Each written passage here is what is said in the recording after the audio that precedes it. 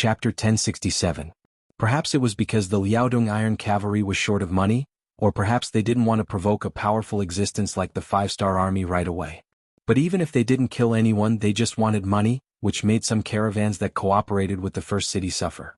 During this time, many merchants came to the door and complained to Tiger's man. According to them, they would rather give the money to the five-star army than to the Liaodong Iron Cavalry. The appearance of the Liaodong Iron Cavalry greatly changed many people's view of Ming. Is this still the army of the great Ming dynasty? Why are they so barbaric? How are they different from the bandits on the grassland? Are they still the grass-eating Han Chinese? Previously there was the five-star army, and now there was Ming's Liaodong Iron Cavalry. What changed them?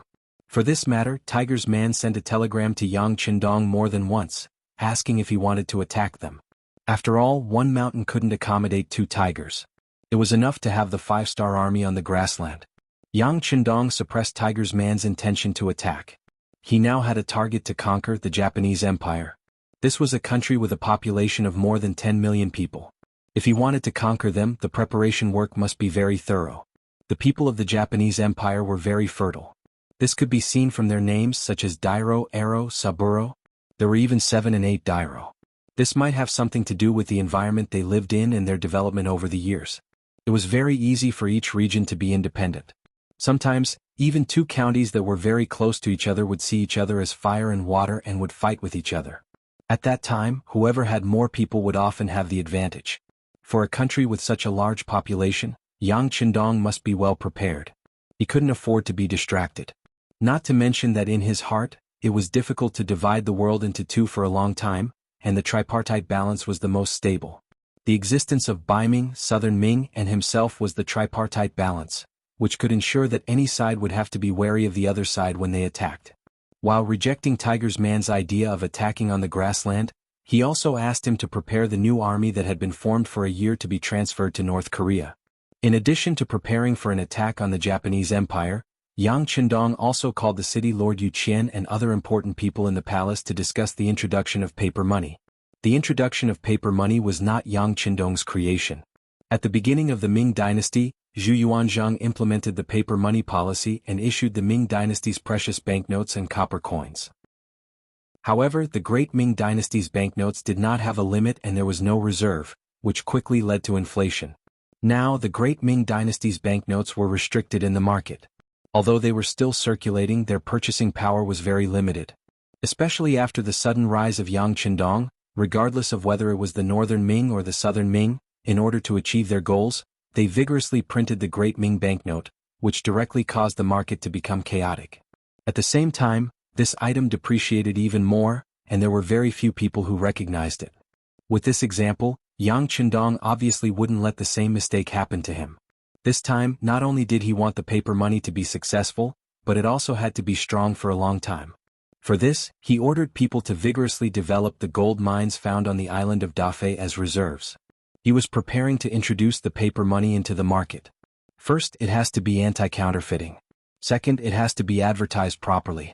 Third, and most important, is that it can't be casually published. The amount of reserves can only be printed to achieve the same value as gold and silver, Yang Qindong said to City Lord Wuxia and the people in charge of the Yang family's bank with a serious expression. After all, the circulation of gold and silver was a bit too costly. In the long run, the people who would suffer losses would be the country and the people. It could be said that the paper money was a very necessary thing. After handing over the issue of the paper money to professionals, Yang Qindong started to mobilize the troops. This time he was preparing to deal with the Japanese Empire. He was preparing to bring 150,000 soldiers.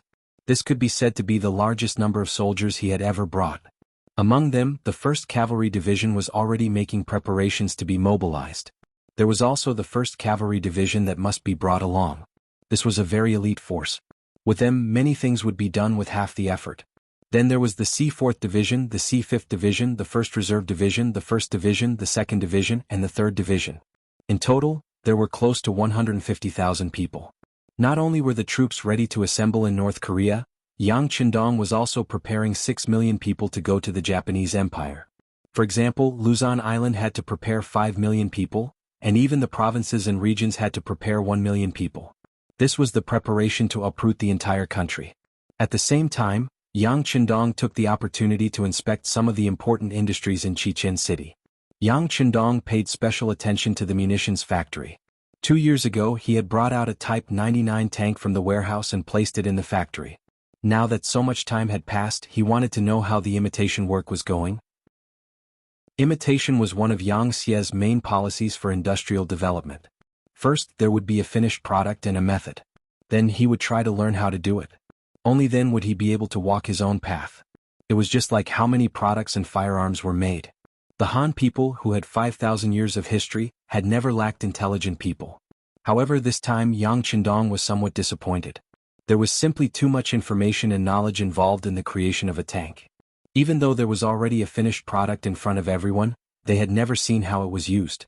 Under the circumstances of how it was used, there was no way to imitate it even if they wanted to.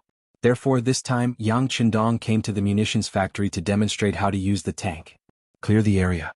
Except for the necessary relevant researchers and the main leaders of the munitions factory, everyone else was cleared out of the area.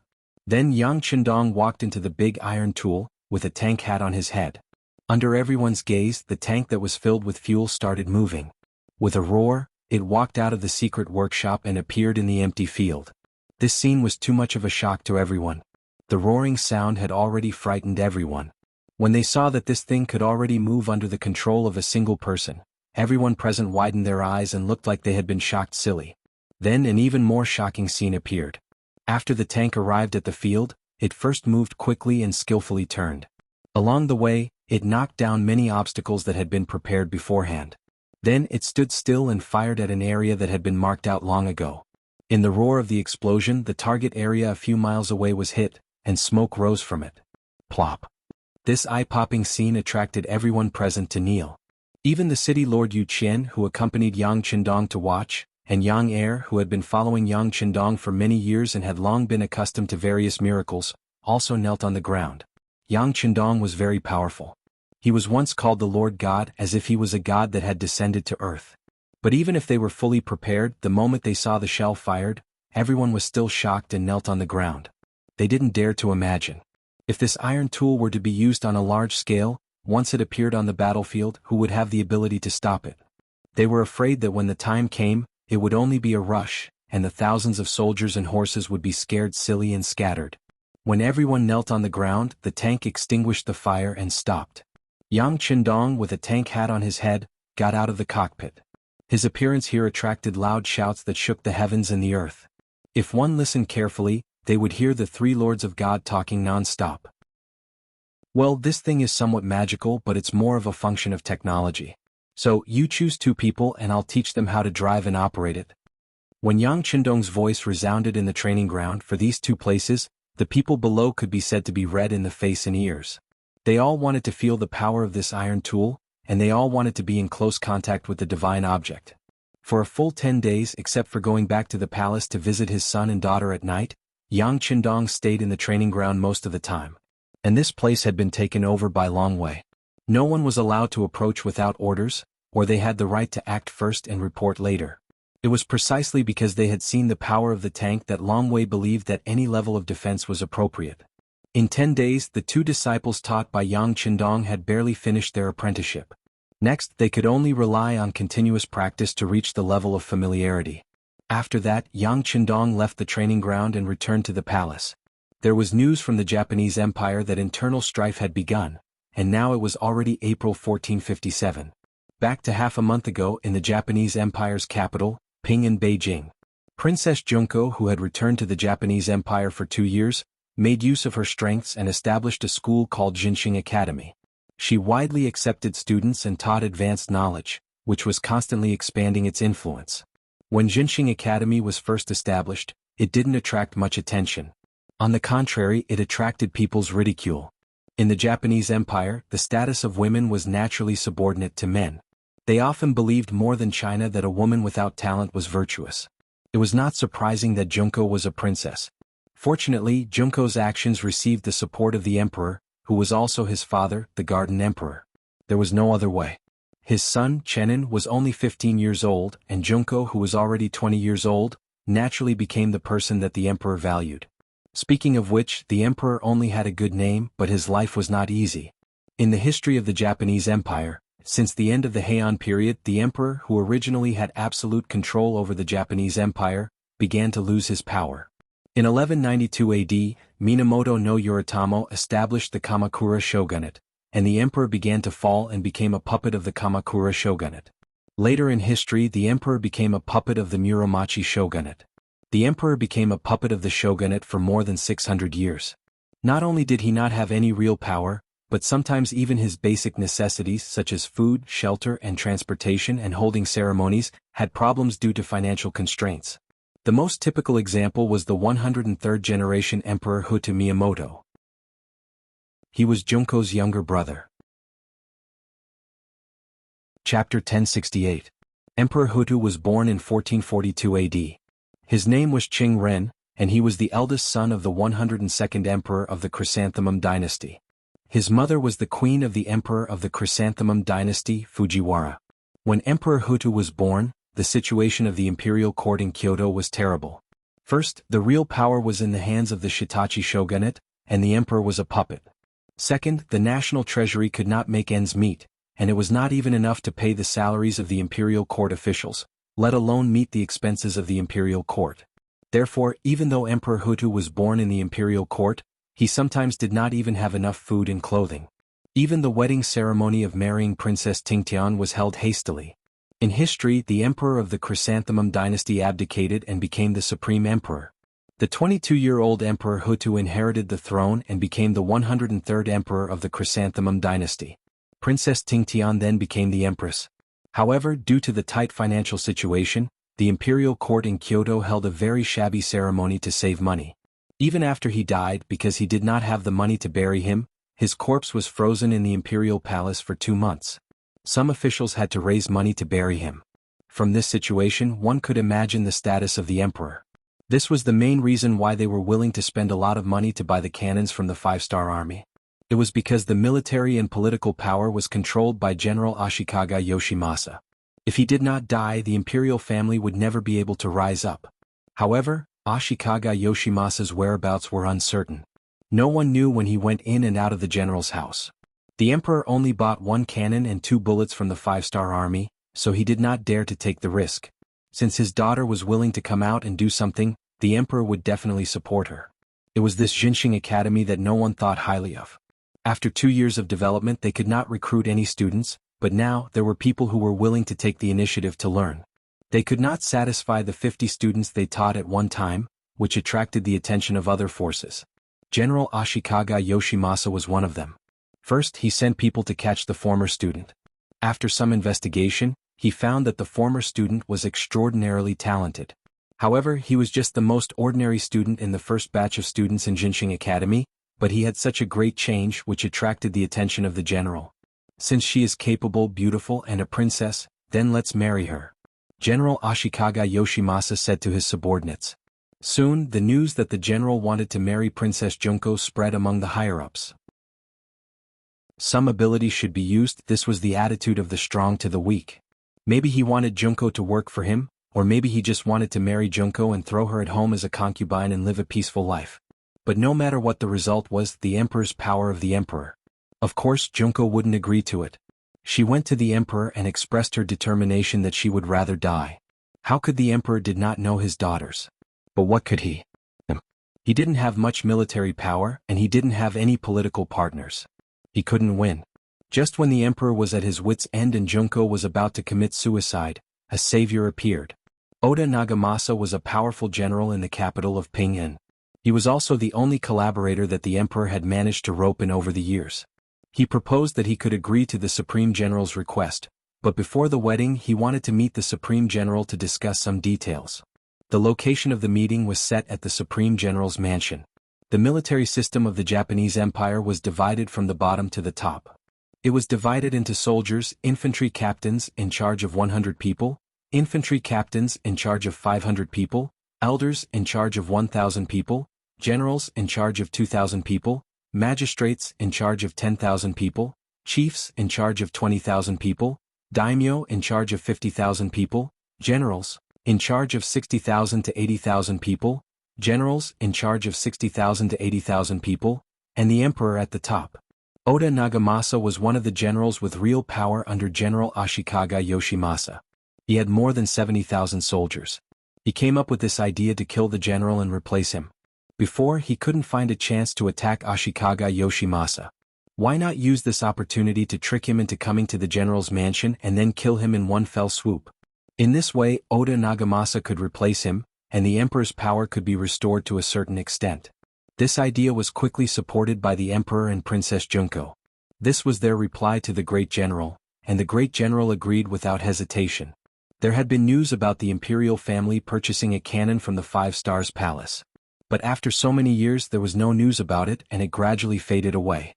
Even General Ashikaga Yoshimasa thought it was fake news. It was precisely because of this that the general politely agreed. He thought that the royal family wanted to save face, so he would give them face. In the future, when Junko became his woman, wouldn't he be able to bully her however he wanted? With a good start, the plan was carried out smoothly.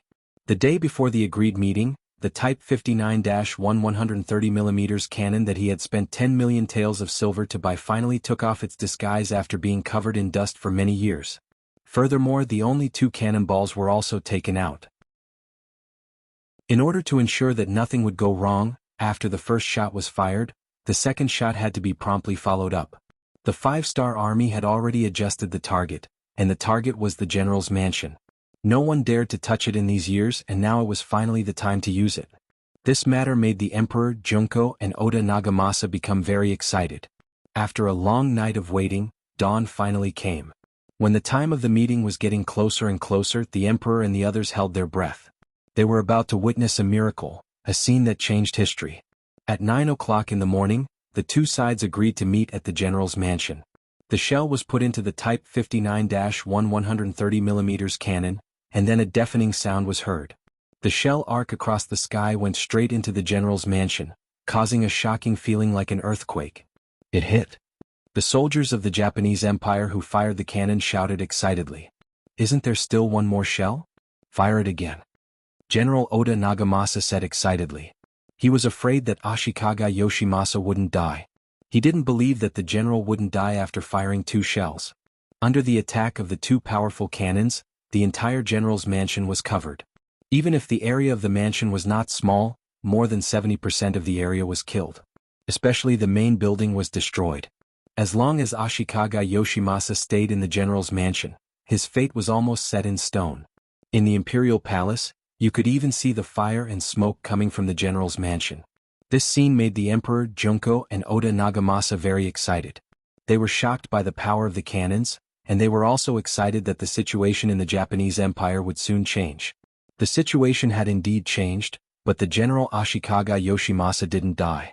It wasn't because he was smart enough to see through everything. The problem lay with Oda Nagamasa. His most trusted deputy, Kayome Sakuki, suddenly betrayed him and told the supreme shogun about the plan. At the last moment, they escaped from the mansion and avoided a fatal disaster. When Oda Nagamasa heard the news, he saw the general's army outside the imperial palace. Fortunately, in order to celebrate the victory and successfully seize military power, Oda Nagamasa had transferred tens of thousands of his own soldiers to guard the palace. Now they were finally put to good use. Hold on. At the same time, Oda Nagamasa was also preparing to break out of the imperial palace. In his view, even if Ashikaga Yoshimasa didn't die, Ping and Beijing wasn't a place where he could live for a long time. As for whether he needed to take the emperor and his family with him when he left. Don't be ridiculous, it was already difficult to protect himself, who would think about other things. Oda Nagamasa wanted to escape. Once he left, it could be imagined that the Supreme General's anger would definitely be vented on the emperor. If that was the case, although they might not die, it would be far worse and more painful than death. So, leaving the imperial palace was a must. "General Oda, please take us with you." The emperor didn't care about his face and lowered his noble head. "Yes." Oda Nagamasa wanted to refuse. But Princess Junko said, "General, I have a very good relationship with the leader of the 5-star army. As long as you can take us away, I will send someone to contact them and ask for their support to deal with Ashikaga Yoshimasa. By the way, the leader is my teacher." As if she was afraid that Oda Nagamasa would refuse, Junko added a master and apprentice as a bargaining chip. Everyone in the Japanese Empire knew that the Han people attached great importance to the relationship between master and apprentice. This sentence made Oda Nagamasa, who was about to refuse, change his attitude. He could indeed escape and even take the emperor's family with him. However, if he did so, he would only draw the great general's anger onto himself. With his 70,000 soldiers, there was no way he could stop the great general. So, he wanted to keep the emperor and his family to attract the general's attention and anger. But at the same time, he knew even more clearly that even if he managed to escape this time, it would be impossible for him to regain his power. It was even very likely that he would become an existence that everyone wanted to kill. He had no idea how long he could last. But now it was completely different. If he could get the help of the 5-star army, the situation would be reversed. If you don't believe it, just look at the power of the 2 cannons. Oda Nagamasa's eyes rolled for a moment. He originally wanted to say sorry, but now he said, "Yes, the emperor's safety is more important than anything else. I will take you away." Chapter 1069. Later, when the great general's soldiers entered the palace, they had already disappeared. Only the 59 to 130 mm cannon that was still a little warm could be seen at the back of the palace. "Take care of this thing. This is the evidence that the 5-star army wants to persecute this great general. I will go back and ask them for an explanation." Great General Ashikaga Yoshimasa's face flashed with anger. There were often ships of the 5-star army near the Wa Island. Usually, they also exchanged business, so their relationship was quite good. But this time, they wanted to use other people's hands to take his life. This was something he couldn't tolerate. He decided to take advantage of this matter and blackmail the 5-star army. It was clear that the navy of the Japanese Empire also had some strength. Ashikaga Yoshimasa was obviously too arrogant. He thought that the 5-star army would be afraid of him. But he didn't know that at this moment, the 5-star army was mobilizing. The source of all the information came from the head of the security bureau in the Japanese Empire. He said that a civil war was imminent and that they should be prepared. Before the new year, Yang Qindong received the information that the internal relations of the Japanese Empire were tense, and some places had already had internal strife. Since then, he had been making all kinds of preparations. Yang Xie's powerful machine began to move. The soldiers, provisions, and people who wanted to migrate were all moving. Now that there was finally definite news, how could he let go of such an opportunity? Although Yang Qindong didn't know if the emperor's faction would kill the general the day before, in his opinion, no matter who won or lost, it would be beneficial to him. This was a move he was going to make. Ashikaga Yoshimasa took the emperor and some of his confidants and left Ping in Beijing. As he wished, Junko sent her trusted Kobayashi, who was her bodyguard when she was in the Great Ming dynasty. She asked him to leave the army and get a ship to the nearby North Korea to report to the 5-star army for help. After doing this, she followed her imperial father, the empress, her younger brother, and other members of the imperial family to the south under the protection of Oda Nagamasa, and entered the Shanin Road's Anyun area. Shaolin found a boat by the sea and came to North Korea. It was already more than 10 days later when he reported to Yang Qindong. Holding the telegram from North Korea in his hand, he didn't look too surprised. However, the cannon did not kill Ashikaga Yoshimasa. This would make it more difficult for him to conquer the Japanese Empire. Fortunately, he had never thought that such a powerful figure would die so easily, so he had already made sufficient preparations. Yang Qindong put the telegram aside and gave the order to Beta Persei, who was following beside him, "Order Long Way to get ready to depart. We'll sail to Korea in 2 days." With horses they were called Haiki, and without horses they were called Long Way. This was an extremely elite, well-equipped and particularly combat-capable army. They were also the strongest protection around Yang Qindong. Often, wherever they appeared, it meant that Yang Qindong would also appear there. There were only 2 days to prepare, but for an elite army the time was more than enough. The reason why Yang Qindong left 2 days to make arrangements was that he wanted to take a good look at his son and daughter. His son Yangbo was still too young. Instead of looking at him, it was better to look at his mother, Hu Yan. He talked about his next itinerary and apologized. As the first madam and Yang Qindong's legal wife, Hu Yan was originally a kind and virtuous woman. Although she was very worried, she didn't blame him at all. Instead, she advised Yang Qindong to be careful. She also said that the next time he came back, little Bo should be able to run all over the place. After leaving Hu Yan's palace, Yang Qindong went to see his daughter Lele. In contrast, she was much cuter. As soon as she saw Yang Qindong, she hugged his neck like a wombat and didn't want to come down. She kept calling him father. Yang Qindong also liked Lele very much. He even specially created a song for her, "The King Brought Me to Patrol the Mountains." saying that she was his little princess. Logically speaking, with his current status, it was really degrading for him to touch and play with these songs. But when did he ever put these customs in his eyes? Just based on this matter, it attracted the envy of many people. The attitude of the servants in the palace towards Lele became more friendly and respectful. Yangxia also had many similarities with other dynasties. For example, the people below were also very understanding. Whoever was favored would be more popular. Fortunately, Yang Qindong also treated the other madams very well. At least he did his best to treat them equally. In addition, Hu Yin, as the legal wife of the princess consort, had no intention of suppressing any of her younger sisters. This allowed the palace to appear to be harmonious. Even if there were some disputes, no one would show it on the surface. Whether the backyard was stable or not was directly related to the situation on the front line. Seeing that the backyard was fine, 2 days later, Yang Qindong took the last 1,000 long way to leave on the transport ship and went straight to North Korea. At this time, the Japanese Empire had already started a war, especially in the Anyun area. The army sent by the great general Ashikaga Yoshimasa had already fought with Oda Nagamasa's army. Ashikaga Yoshimasa's reason was dignified. He said that someone had kidnapped the royal family, and he came to rescue them. Oda Nagamasa was also not incompetent. He held the emperor hostage and ordered his vassals. He said that someone wanted to rebel and he was protecting the emperor. He also asked others to do the same as him, to make their own efforts and contributions to protect the royal family and the emperor. Everyone said that they were right and everyone said that they were righteous. The two groups of people fought together. The other forces of the Japanese Empire that received the news didn't intervene. If they rashly acted without seeing the result, it was very likely that they would become cannon fodder. No one who could become the leader of a force was a fool. When Yang Qindong arrived in North Korea nearly 20 days later, the situation in the Japanese Empire was already very critical. From the feedback of the intelligence department, it was obvious that the great general's side had the advantage. He had always been in charge of the military and political power of the whole country.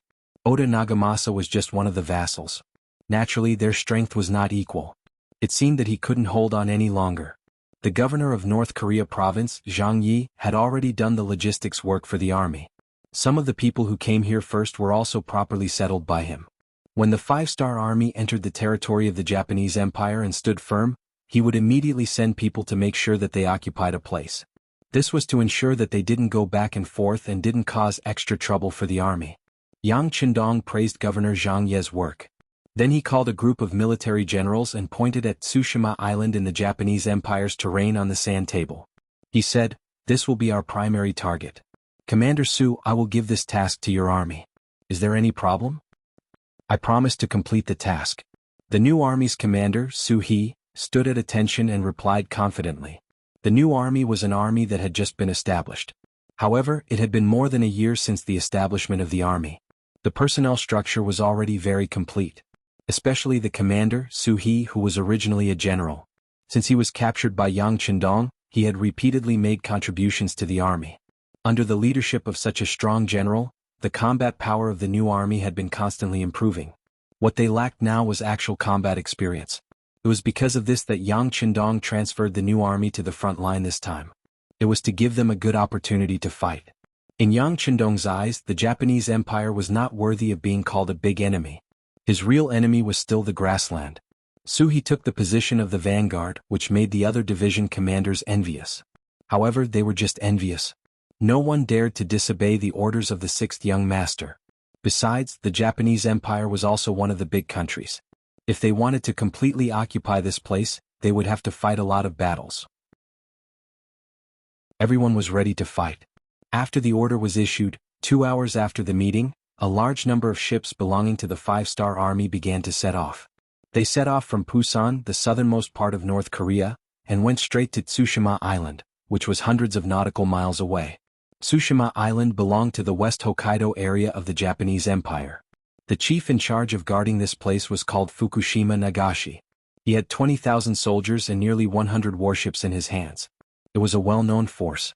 Because they fought by the sea all year round, this army was very mobile. If they couldn't win, they could just board the ship and escape to the sea. With this, even the orders of the Supreme General Ashikaga Yoshimasa were not completely effective here. Fukushima Nagashi was also paying attention to the Battle of Anyun, but in his view, it was just an internal strife for benefits. To put it bluntly, it was a dog-eat-dog fight.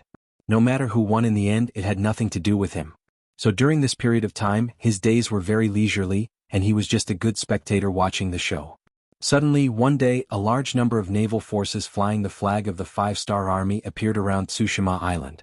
As soon as they appeared, they surrounded the island in all directions, not leaving a single gap. This situation really scared the Fukushima chief, who had been on the battlefield for a long time. The ones surrounding the island were the C4 and C5 divisions responsible for transporting the new army soldiers. In their eyes, their navy would play a big role in attacking the Japanese Empire. Just like now, no matter who was the vanguard, in the end the navy would be the first to act. Fire the cannons. The two Cold Front Division commanders gave the order almost at the same time. Hundreds of cannons installed in the ships were fired at the Japanese Empire's ships. There were less than 100 ships facing the attack of two elite Cold Front Division commanders. There was no way they could resist. As the ships of the Japanese Empire were sunk or hit, the remaining ships of the Japanese Empire quickly retreated, heading towards the depths of Tsushima Island. Haha, it's up to our new army now. Pass down the order, prepare to land. Suhi said excitedly. He was afraid that the two Cold Front Division commanders would fire directly into the depths of Tsushima Island. If that happened, he wouldn't live up to his name as the vanguard. Fortunately, these people knew how to endure and gave him the opportunity to attack.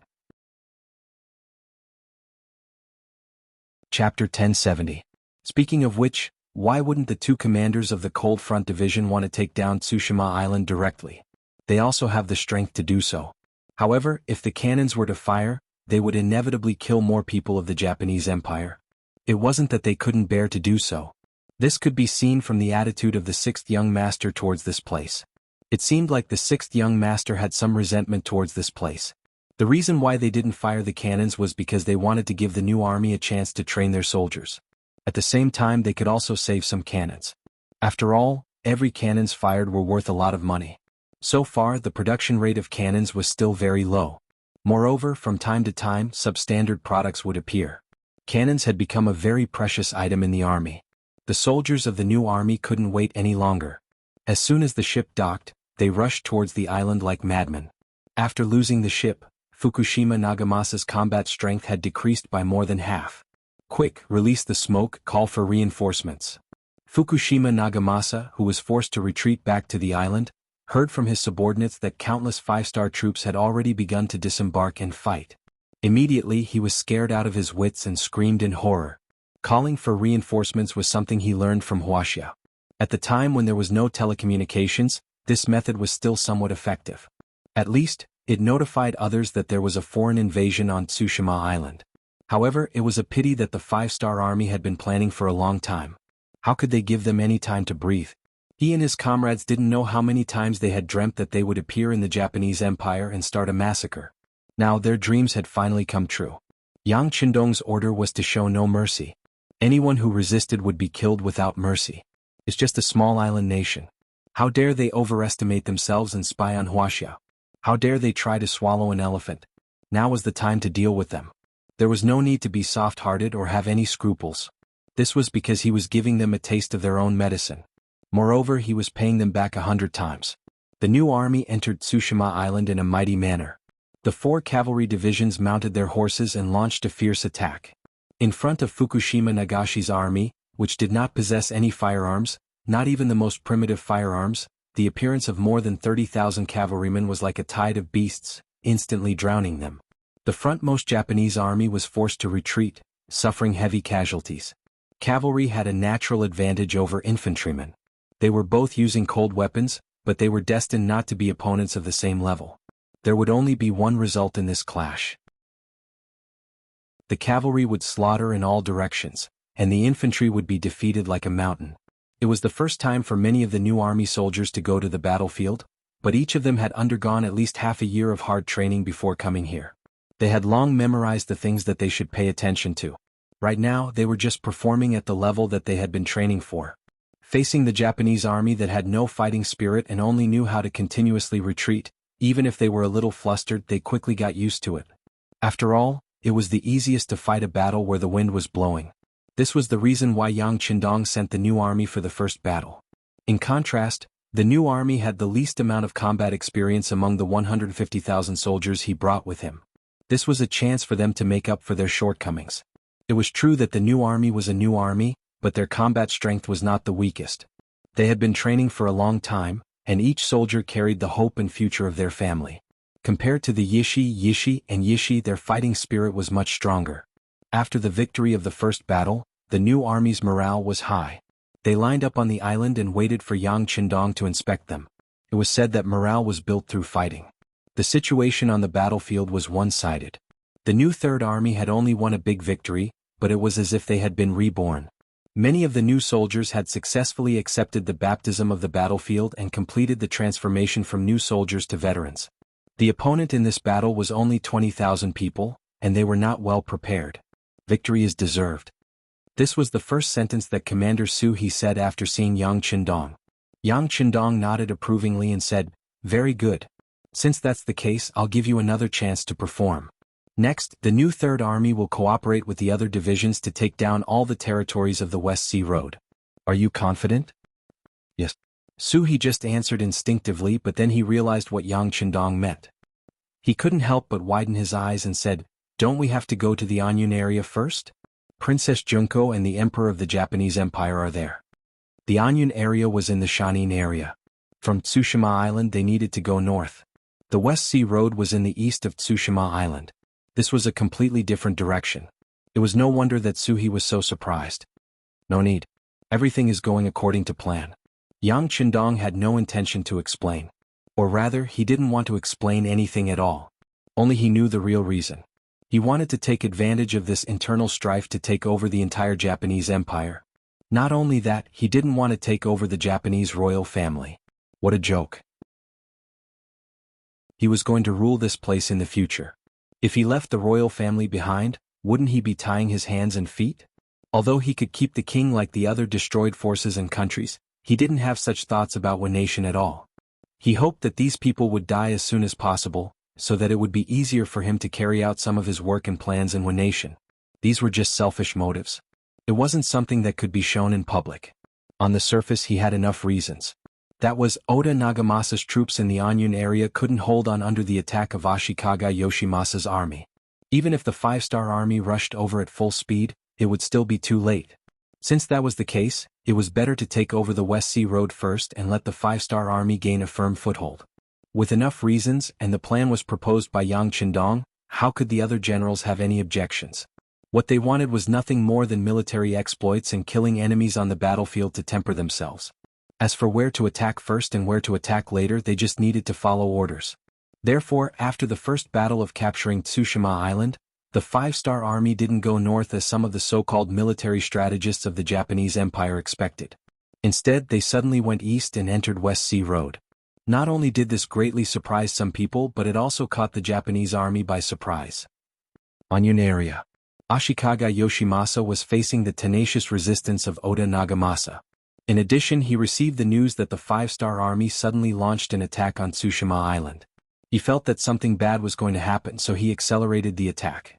In the name of the Supreme General, he mobilized troops from all over the country to launch a fierce siege. For a time, Oda Nagamasa's troops suffered heavy losses and were in imminent danger. Junko was in a small courtyard assigned to her, and her face was full of anxiety. She also heard the news that the five-star army appeared on Tsushima Island.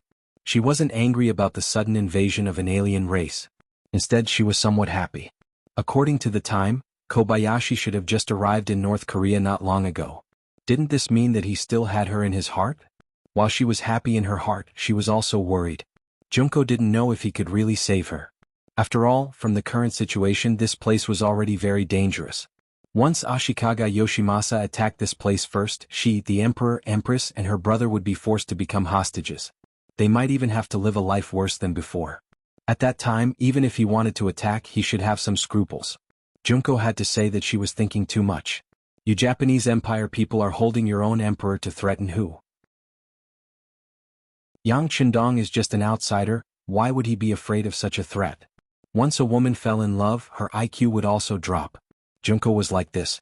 She optimistically thought that the five-star army came to save her. While she was looking forward to it, another woman appeared beside her, temporarily breaking this unrealistic idea. Princess. The woman who appeared beside Junko was good-looking, especially with a very graceful figure. Yoshiko, why are you here? Junko looked at the woman who came to her side and asked with a smile. She knew this woman. Her name was Yoshiko, and she was a geisha in the royal family. With her good dancing and perfect figure, she attracted the emperor's interest. After being introduced to her, she was specially invited to the palace. Because they were about the same age, they quickly became familiar with each other. Many times, Junko even thought that she and Yoshiko had more in common, which also made the relationship between the two sides much closer. Usually, Yoshiko would find time to chat with Junko. Although one was a princess and the other was a geisha, the current royal family was so weak that there was no particularly obvious concept of hierarchy, so the two sides talked happily. Seeing Yoshiko appear, Junko thought that she was afraid and wanted to talk to her to reduce her fear. So after greeting her, Junko said with a smile, "Well, you don't have to worry. This princess tells you that the 5-star army is here, and I believe that it won't take long for them to arrive here. At that time we will be safe." Seeing Junko's yearning look, Yoshiko interrupted her fantasy and said in fluent Japanese, "I'm afraid that the 5-star army won't be able to save the princess." Wait, what are you saying? Junko looked at the usually petite Yoshiko who suddenly said such words, and her tone was so confident. For a moment, Junko was stunned and asked as if she didn't know Yoshiko. "I said that the 5-star army won't be able to save the princess." Yoshiko opened her mouth again. But this time she didn't say it in Japanese but in very standard Chinese. Junko's face was full of surprise and she pointed at Yoshiko and said, "You? How can you speak Chinese?" Chapter 1071. In the Japanese Empire, although it could be said that they were separated from the Han people, Qin Shi Huang sent Su Fu to bring 500 boys and girls to Japan, and that was how the Japanese Empire came to be. This saying was not only in the Ming dynasty but also in the Japanese Empire. However, there were very few people in the Japanese Empire who could speak Chinese. After all, this was an island country and without many opportunities to interact with the outside world, this foreign language was really not very useful. That was why Junko was so surprised. In fact, after she returned to the country, other than the captain of the guards, Kobayashi, this was the first person who spoke Chinese to her. Junko was still surprised and Tomiko opened her mouth again. Because I am a Han person, I can naturally speak Chinese. Not only that, but I was also sent by the 6th young master to protect the princess. Oh, by the way, this is a token. I believe the princess will believe me when she sees it. Tomiko took out a portrait and it was a portrait of Junko, and it was Junko wearing a Ming dynasty uniform. Judging from the clothes she was wearing, it should be the clothes and appearance she wore when she was studying in the Yang Family Academy. Looking at the portrait in her hand, it seemed as if she was thinking of the happy times she had in the Yang Family Academy. It was impossible for someone without that kind of experience to draw such a picture. Junko raised her head again. At this moment she already believed that Tomiko was sent by him, but she was still a little curious about the purpose of Tomiko's appearance. You are not from the Japanese Empire, and you are not a geisha. What is your identity?" "The princess is right, I am not a geisha, that is just a way to hide my identity and make you accept me. My real identity is the intelligence director of the CIA stationed in the Japanese Empire. As for the name Tomiko, it sounds very nice, I like it very much." When it was time to show her cards, Tomiko said without hesitation. Revealing her identity was just the beginning, and it was just for the next plan. If she couldn't gain Junko's trust, it would be difficult to carry out the next many tasks. Tomiko's honesty won Junko's favor. More importantly, she knew that all the arrangements were made by Yang Qindong, which was enough to prove that he still cared about her. Especially when she thought that Tomiko's appearance meant that she and her father would be safer. She said happily, "Since that's the case, are you here to save you?" "Yes, the princess is right. But that's not entirely correct. I only want to save the princess, not all of you." Tomiko's expression returned to indifference, as if she had taken the lead from this moment on. "Save me? It's just me." "Yes." Tomiko nodded again. "That won't do. If you want to save them, you have to save my father, mother, and brother as well." Junko said stubbornly. "Impossible." Tomiko shook her head. "With my ability, I can only escape with the princess. As for the emperor, empress, and Prince Qinren, they will be fine. No matter who has the advantage in the end, their safety should be guaranteed. At most, the environment will be a little bad. But as long as the princess can see the 6th young master and ask for his permission, it is only a matter of time before they are saved." Tomiko had her own mission, and now that she was surrounded by enemies, she didn't have the ability to save more people. She was able to take Junko away because she had done a lot of preparation before, so she had the confidence to do so. Junko, who originally wanted to continue to refuse, fell into deep thought. Of course, she knew that Tomiko's words were reasonable, but she still couldn't bear to let her leave her father, mother, and brother like this. Princess, as long as you stay by the sixth young master's side and urge him all the time, it will be possible for the 5-star army to complete the rescue mission. Otherwise, without help, who do you think will be so active? Tomiko thought of Yang Qindong's instructions before she left, so she followed his words. This sentence finally had an effect. Yang Qindong knew Junko well, and Tomiko's words also had an effect, so Junko nodded and agreed. Okay, I promise you, but I have to say goodbye to my father, mother, and brother. Okay, but please be quick. Gongzi still has more than 2 hours and we will leave here at night. Tomiko agreed. This was something she had prepared for a long time. With her understanding of Junko, some things must be done.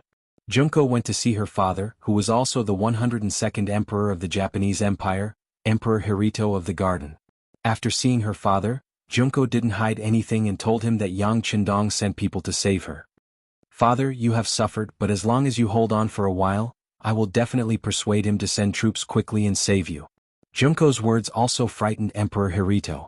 He didn't expect that he only stayed because he saw Tomiko's good dancing skills, and this coincidence was actually arranged by him in advance. He really didn't know what that person didn't know. Because of this, he also had a sense of fear. Once this kind of smart person had an idea about the Japanese Empire, would he allow him to continue to exist? He was already an obstacle on the other side's way. The best way to deal with an obstacle was to kick it aside, or even eliminate it directly. Since this Bugnam of Gojoseon of the great Ming dynasty had calculated everything, how could he not see this step? If so, wouldn't he be in danger? Emperor Hirito really wanted to tell this matter to his daughter, but he still held back. Since his daughter liked that man very much, then he would let her obtain her own happiness. There were some words that would only hurt feelings if spoken out loud. And most importantly, with his daughter as a link, even if the Japanese Empire was heavily damaged by the 5-star army in the future, as a father, he could more or less benefit from it. Thinking of this, for his own benefit, Emperor Hirito said, "Father can see that he likes you very much. Since that's the case, then be with him, and then use his power to promote the power of our emperor, and benefit the people of the Japanese Empire." Her father agreed, and he was still so supportive of her. Junko's face was filled with joy. "Yes, father, Junko promises you." When she said this, there was a trace of shyness on Junko's face, but she did not know that this was the last time she saw her father. Everything that happened after that was completely unexpected. When Yang Qindong received the news that the emperor of the harem was killed, he was also surprised. After all, Yang Qindong did not really want to kill this person, even if it was for Junko's sake. He just wanted to use this war to completely weaken the influence of the imperial family on the Japanese Empire. Unlike the leaders of other occupied countries and regions, they would quietly hide people and tell others that they were dead, so as to cut off some people's thoughts, and let them live a peaceful life in private. But often plans were not as fast as changes. Back to the present. With her father's consent and blessing, Junko quietly left the compound with Tomiko when it was dark. Tomiko had already prepared for all of this. First, she got 2 sets of men's clothes, and with the help of some things, the 2 beauties quickly became 2 middle-aged Japanese Empire men. Then, under the cover of night and the protection of the CIA in the dark, they left the Anyun area. In order not to be discovered, Tomiko even found a woman who looked similar to Princess Junko. She spent a lot of money to find this woman from the Japanese Empire in order to delay the discovery of the princess's disappearance. The plan went smoothly. Junko was just a girl. In the eyes of Oda Nagamasa, her status was far less important than the emperor and his son, Prince Seiji. She was even less important than Empress Tengara. Junko, who was just a marginal figure, successfully left. Under the unified plan of Yang Qindong, the 5-star army didn't attack the Mountain Sun Path. Instead, they suddenly attacked the West Sea Path. The Chikuho area, Feiho area, Oyu area, and Fengho area were successively attacked by the 150,000 5-star army in multiple ways. Faced with either long guns, short cannons, armored cavalry, elite soldiers, or a sea of soldiers, the defenseless West Sea Path quickly fell. Finally, the army gathered in the Fengqian area, which was the border between the West Sea Path and the Mountain Sun Path, and it only took 13 days. In 10 days they took down one of the 7 major areas of Wu Nation. Of course it was because they were caught off guard. It was also because the West Sea Road was on the edge of the Wu Nation, so the defense force was weak. But it also proved the strength of the 5-star army. After 13 days, the 5-star army gathered again and prepared to attack the Mountain Sun Path and Nagato area from the Fengqian area. The various armies, divisions and regiments quickly gathered. Behind them, the 500,000 Han people and other foreigners from the Korean province were already in place. They were occupying and digesting the entire West Sea Path. At the same time, some of the Japanese Empire citizens in the West Sea Path were also forced to board the 5-star army's transport ships. They were going to leave this place and go to other provinces under the Yangtze's control. For them, many of them might not be able to return to this place for the rest of their lives. The 5-star army obviously came prepared. However, the Japanese Empire's General Ashikaga Yoshimasa wasn't an idiot. After 13 days under his fierce attack, Oda Nagamasa was finally defeated. He died and some of his soldiers were killed. Most of them surrendered and became captives. This included the emperor, his empress and his son, Prince Naruhito. The only regret was that Junko was missing. They only found a girl who looked like her. But it was only a girl who went missing. For the Japanese Empire, who valued boys over girls, it wasn't a big deal. Chapter 1072. The most important thing was that the Emperor of Japan was now in his hands again. General Ashikaga Yoshimasa was very happy. He sent Kayome Sakuki to bring the Emperor of Japan and his family back to the palace in Ping and Beijing. After that, he began to gather more people to prepare for the battle with the 5-star army. At the same time, he also wanted to see what reason Yang Qindong would use to start a war in the Japanese Empire if he couldn't save the Emperor of Japan. He could even see that Yang Qindong had no choice but to retreat. He was even prepared to beat the dog while it was down and take the opportunity to ask for compensation and other demands. The Japanese Empire was an independent island country. It had a large army and a strong navy. It wasn't like other small countries that could be destroyed easily. Their territory wasn't small, and they had a large population. If they wanted to escape, they could hide anywhere in the ocean. Even if they couldn't win, they could still escape. They could find an opportunity to come back and take revenge. This was where his confidence came from. It was also why he didn't show any signs of cowardice when facing the 5-star army. All these years, Ashikaga Yoshimasa had been in charge of the military and political power. This made his influence very large. Although some of the counties and villages under him had started to have internal strife for benefits. However, the appearance of the 5-star army put an end to this situation. When facing an external enemy, the people of the Japanese Empire were still able to grasp the situation clearly. They began to unite around the Japanese Empire's upper echelons with the general as the core. According to the information from the front lines, the Japanese army in the Sanyang Road had a total of 400,000 people. It was nearly 3 times the number of people of the 5-star army.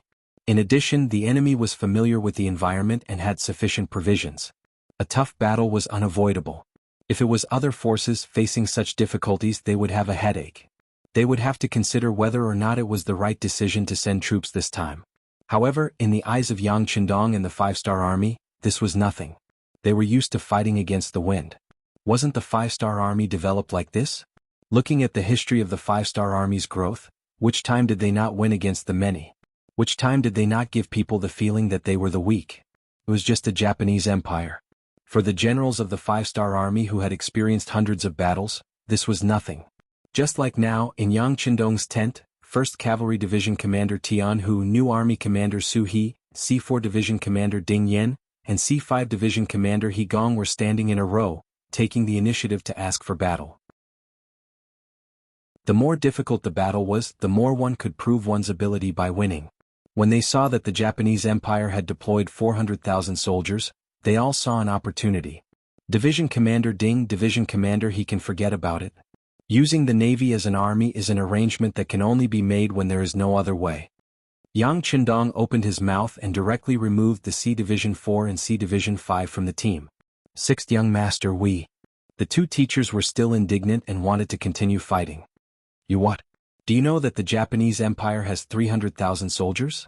Your 2 divisions added together only have 10,000 soldiers. Isn't such a big piece of meat enough for you to chew on?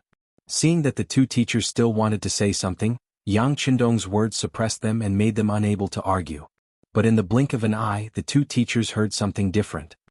Sixth young master, are you saying that the 300,000 Japanese Naval Division will be dealt with by our C Division 4 and C Division 5? The one who asked this question was the C Division 4 Division Commander Ding Yen. In response, Yang Qindong rolled his eyes and said, "Not only you, there are also 20,000 North Korean Navy. They will be under your command and cooperate with the operation. Of course, if it turns out that you can't suppress the Japanese Naval Division, then this young master will have to consider transferring people from the Navy Command Headquarters." No need, we have no problem. The C Division 4 Division Commander Ding Yen immediately waved his hand, as if he could just leave it to them. Yes, sixth young master, we are willing to make a military pledge.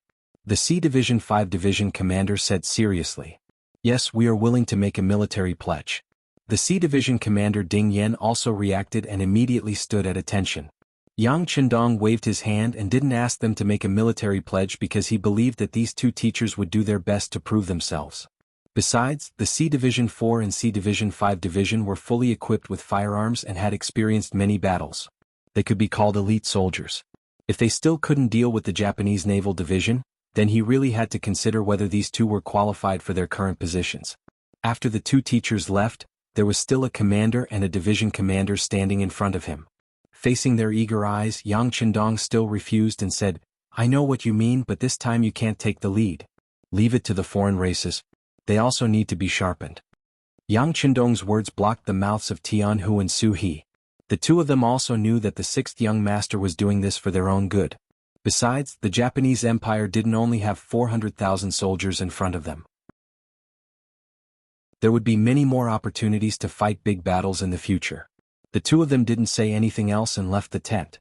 After sending away the four generals, Yang Qindong called the three division commanders of the Wuxia Division, the Wuxia Division, and the Wuxia Division. He told them that the next task of attacking the Mountain Sun Path would be given to them. Looking at the three division commanders, Niu Duo, Tu Hai, and Wan Xiaozheng, the sixth young master said sincerely, "This is your chance to show off. Just do it. If you all die, this young master will replace you." Yang Qindong had always cherished the lives of his soldiers. Sometimes, in order to reduce the number of casualties, he would personally charge into the enemy lines. However, Yang Qindong always had a different view of the foreign races. This was an army formed for benefits, for the sake of standing out, and for the sake of a better future. Their starting point wasn't necessarily honorable. They didn't even have a sense of identity with him. Many of them had fallen because of him. If an army like this was too strong, who knew if it would become a gunpowder barrel at any time and blow him up? For people with such experiences, if they could die on the battlefield, it would be a good ending. It would dispel Yang Qindong's worries about them, and it would also ensure that the territory under Yang Xie's rule would be more stable and harmonious. Of course, although these people had impure intentions from a righteous point of view, they were fighting for him and for the five-star army. Therefore, Yang Qindong was still willing to give them a chance. He wanted them to perform well on the battlefield. If they were really capable, he believed that they would shine brightly. However, most people wouldn't be so lucky. Yang Qindong made a promise in front of the three division commanders. He also said that more foreign races were gathering in Korea. It wouldn't be long before they arrived at the Japanese Empire and joined the battle. In other words, no matter how the battle was, their positions as division commanders wouldn't be shaken. Even if they were all killed, they could quickly rebuild. With this promise, Niu Duo and the other two had nothing to be afraid of. In front of Yang Qindong, they said that they would do their best to inflict more damage to the Japanese army and show that the five-star army wasn't afraid of death and hardships. Beta Persei, who was standing on the side, heard all the conversation. When Niu Duo and the other two left with excited faces, he finally couldn't help but ask, "Young master, with just these three divisions, I'm afraid they won't be a match for the 400,000 troops of the Japanese Empire." Who said they were a match? Listening to such a short but straightforward answer, Beta Persei was stunned. Seeing that Beta Persei didn't speak, Yang Qindong smiled and said, "What? Are you very suspicious?" Since they knew that they were no match for them, why would they send these three foreign divisions to die on the battlefield? Yes. Beta Persei did think so in his heart, but there were some things that he couldn't ask. He didn't even think that the young master would really answer him. Yang Qindong still answered, "The time isn't right. We are invading for no reason now. We don't have enough reason. It's okay to fight a smooth battle, but once the situation is not good, then problems may arise at any time, so we still need to wait." As for what they were waiting for, Yang Qindong didn't say it clearly, and Beta Persei naturally didn't ask more. Of course, he didn't know that Yang Qindong had another idea, and that was the army of the Japanese Empire, especially their samurai army and ninja army. Their strength couldn't be underestimated. Yang Qindong would value people with ability. He still had a great dream to achieve. Of course, unifying the Asian region was not his goal. Now, unifying the Asian region and integrating the energy here to make sufficient preparations to attack other regions was what he wanted. If the main elite force was sent out at once, the casualties on both sides would not be small. This was not what he wanted to see. What he wanted was more captives, more people who could be used by him. Naturally, the timing was also very important. Next, Yang Qindong asked Beta Persei to find the captain of the Wolf Fang Special Forces, Taihu. Some of the following things needed to be done secretly. For example, the 3 foreign divisions were the vanguard. That was a battle on the surface, but in the dark they needed the powerful Wolf Fang to take action. No one knew what Yang Qindong talked to Taihu about. They only knew that after an hour the captain left. Soon after, teams of Wolf Fang were sent out in different directions to various parts of the Japanese Empire. Ishikami District, under the jurisdiction of the Japanese Empire's Shanin Province, adjacent to the Shanyang Province's Anyun District. In a small town called Zhongda in Ishikami District, 2 young men were squatting under the eaves of a very ordinary house, each holding a broken bowl, and begging the pedestrians along the street. Under their ragged clothes, the backs of the 2 people looked a little thin and pitiful. There were rich people in every area, and naturally there were poor people. Beggars could be seen everywhere in Zhongda City, which was not rich. These 2 little beggars didn't attract any attention. Even when the patrolling soldiers on the street passed by them, they would never give them a second glance. Chapter 1073. Thus, the 2 beggars stayed on the main street in an ostentatious manner. Of course, no one would know that they were the princess of the Japanese Empire, Junko, and the manager of the CIA in the Japanese Empire, Yoshiko, who had escaped from the Anyun area. Under the secret protection of the CIA operatives, the 2 of them walked out of the Anyun area and came to the neighboring Zhongda city. They came to a place that had been prepared for a long time. But what was unexpected was that because the 5-star army only took 13 days to conquer the entire West Sea Road, it caused the Japanese army in other areas to be nervous. They increased the intensity of their patrols, and for any foreigners who suddenly appeared for any reason, they would strictly investigate them, fearing that they were spies sent by the 5-star army. Because of this, the previous safe place could no longer be used. And in order to not attract attention and not have any accidents during the investigation, Yoshiko suggested that they disguise themselves as beggars to avoid all the dangers. After all, Junko was a princess of a country. Even when she was in the capital of Ming, no one wronged her. But now in her own country she had to disguise herself as a beggar that everyone avoided, so she had some complaints. But Yoshiko said, if you want to take revenge and successfully see the 6th young master, you can only do this. Otherwise, you will be taken away and become one of the threats to the 6th young master. At that time, not only would it be difficult to take revenge, but her life would also be in danger. After weighing the pros and cons, Junko agreed. Now, she stretched out her small hands and squatted on the street with Yoshiko.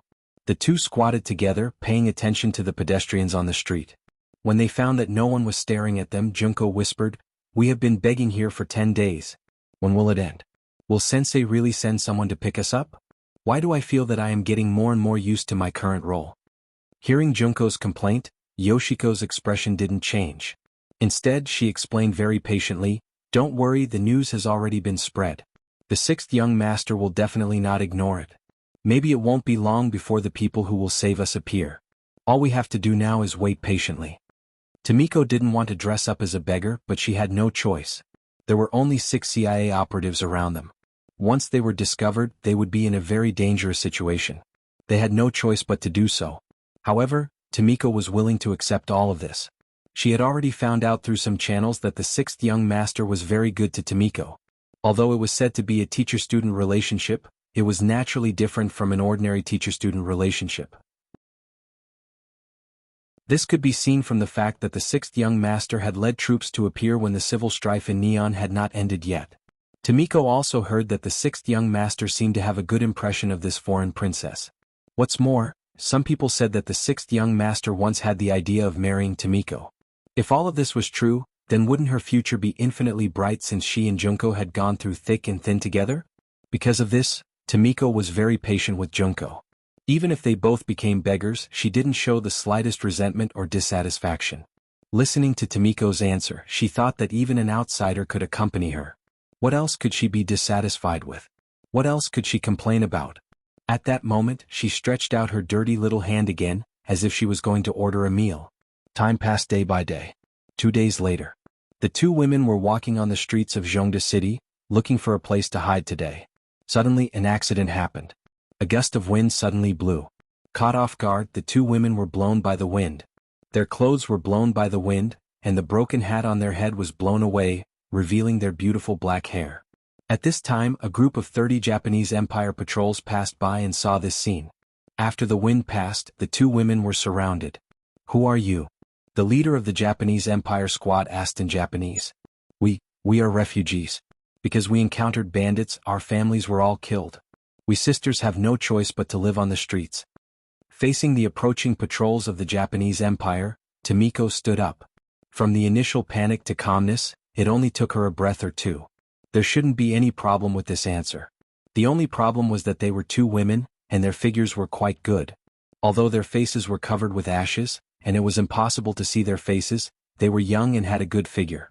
Didn't they see that the patrols of the Japanese Empire had evil smiles on their faces? "Oh my, it's actually two women.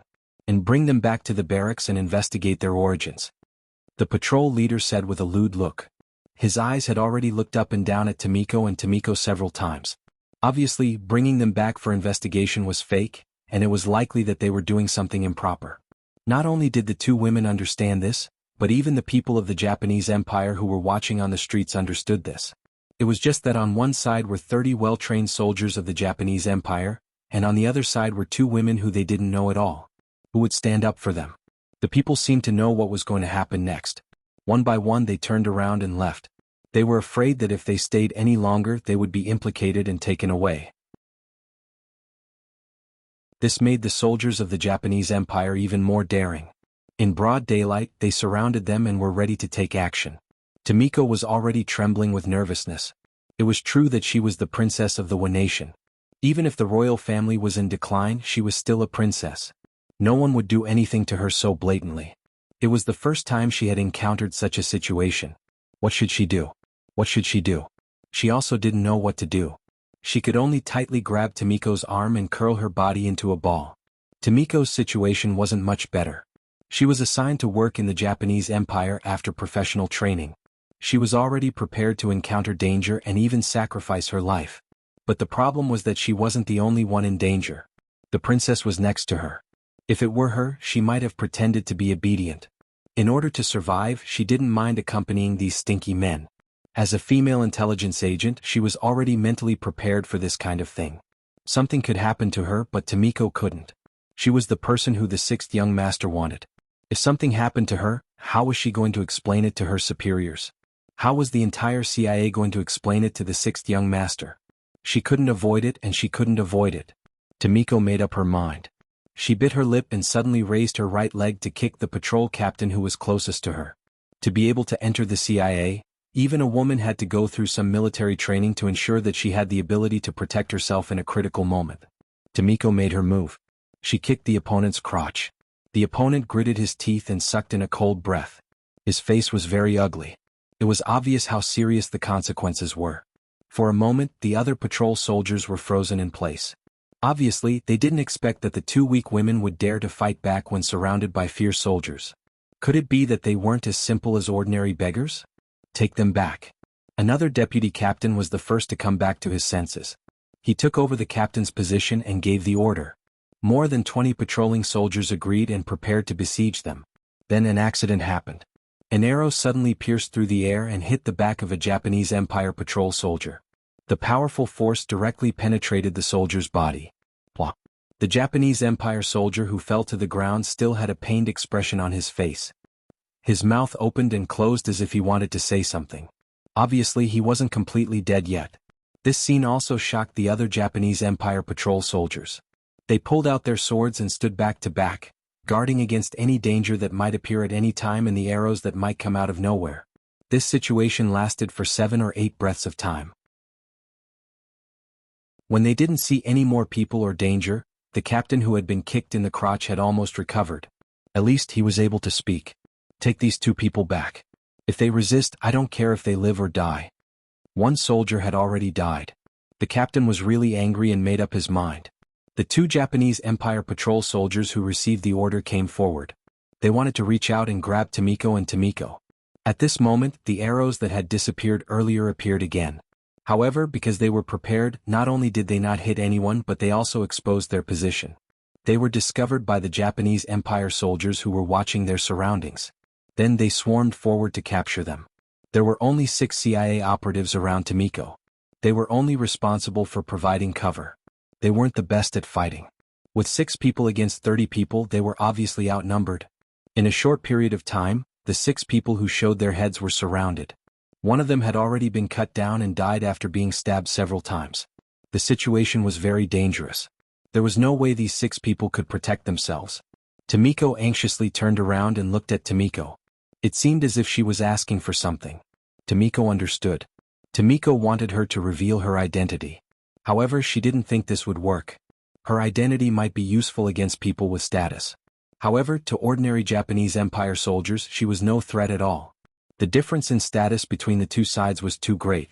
Not only that, but she might also bring shame to the imperial family by revealing her identity. Once her identity as a princess was exposed and she was blasphemed by ordinary Japanese Empire soldiers, she wouldn't be able to rest in peace even if she died. Tomiko shook her head and refused Tomiko's suggestion to reveal her identity. Okay, then let's die together. At least we can be companions on the road to the afterlife. Tomiko's voice was a little sad. Then she became determined. When she came to carry out the mission, she had mentally prepared herself for this. Now that she was willing to die to protect Tomiko, she was sure that the 6th young master would treat her family well. It could be considered a worthy death. Chapter 1074. Let's fight. The broken bowl in Tomiko's hand flew out as she got into a fighting stance. She was determined to die to repay the kindness of the 6th young master and the 5th Madame, Su Maner. Tomiko also threw the broken bowl in her hand. When she was in the Yang Family Academy, she did a lot of physical training. Although she didn't learn properly, she still had some strength. At this moment, she also had the idea of dying together with the enemy. She clenched her fists tightly. They're rebelling. Catch them. I want them to pay for all the torture. When the captain saw that the 2 women dared to clamor in front of him, he was furious. He had already decided to teach them a lesson. Even if the 2 of them died, he wouldn't let go of their corpses. The captain's eyes revealed a fierce look. All of this was seen by Tomiko and Tomiko. At the same time, they were also prepared to die. Not far away, only 2 of the 6 CIA operatives were left. One of them was seriously injured and looked like they were about to be wiped out. Tomiko, who had lost all hope, looked in the direction of Ming. At this moment, only Yang Qindong's handsome face flashed in her mind. Perhaps the only thing she did wrong was not staying by his side. Kill? Several Japanese Empire patrol soldiers took the lead. In order to prevent themselves from being taken advantage of, each of them even held a battle sword. They looked like they would really kill the 2 women if they didn't cooperate. With a shout, 2 Japanese Empire soldiers took the lead and rushed forward. 5 steps, 3 steps. They were getting closer and closer to Tomiko and Tomiko. The 2 women gritted their teeth and took a deep breath, preparing to meet the attack head-on. However, at this moment, the sound of air being pierced was heard again. Arrows were shot from afar and accurately hit the chests of the 2 Japanese Empire soldiers. The powerful force directly caused the 2 to scream and fall to the ground. The sudden change also stunned the other Japanese Empire soldiers. They didn't know what to do. Don't be afraid, we're here. With a shout, a tall and big King Kong appeared. Behind him and beside him were 30 Langya Special Forces members. In order not to attract attention, King Kong did not take a gun. Instead, he took a crossbow that was specially used by the Special Forces. This crossbow had a shooting range of 150 steps. At that time, it was already one of the most powerful cold weapons. The moment King Kong appeared, he fired the first arrow. The Special Forces members that he had brought with him also started firing their crossbows. For a moment, the sounds of arrows whizzing through the air could be heard incessantly. One after another, the patrolling soldiers of the Japanese Empire were shot and fell to the ground, dead. With the same number of people, the difference in combat power was like heaven and earth, bringing about different results. Retreat. Seeing the surrounding soldiers fall one by one, the patrol leader knew that things were not going well. He turned around and ran, wanting to go back and report. But just as he turned around, 2 arrows shot through his body at almost the same time, causing him to fall to the ground under the powerful inertia. With the captain dead, the rest of the soldiers were nothing to be afraid of. Just the arrows alone were enough to kill them. From the beginning to the end, the Langya Special Forces members did not have the slightest bit of close contact with the patrolling soldiers of the Japanese Empire. The outcome of the battle had been decided.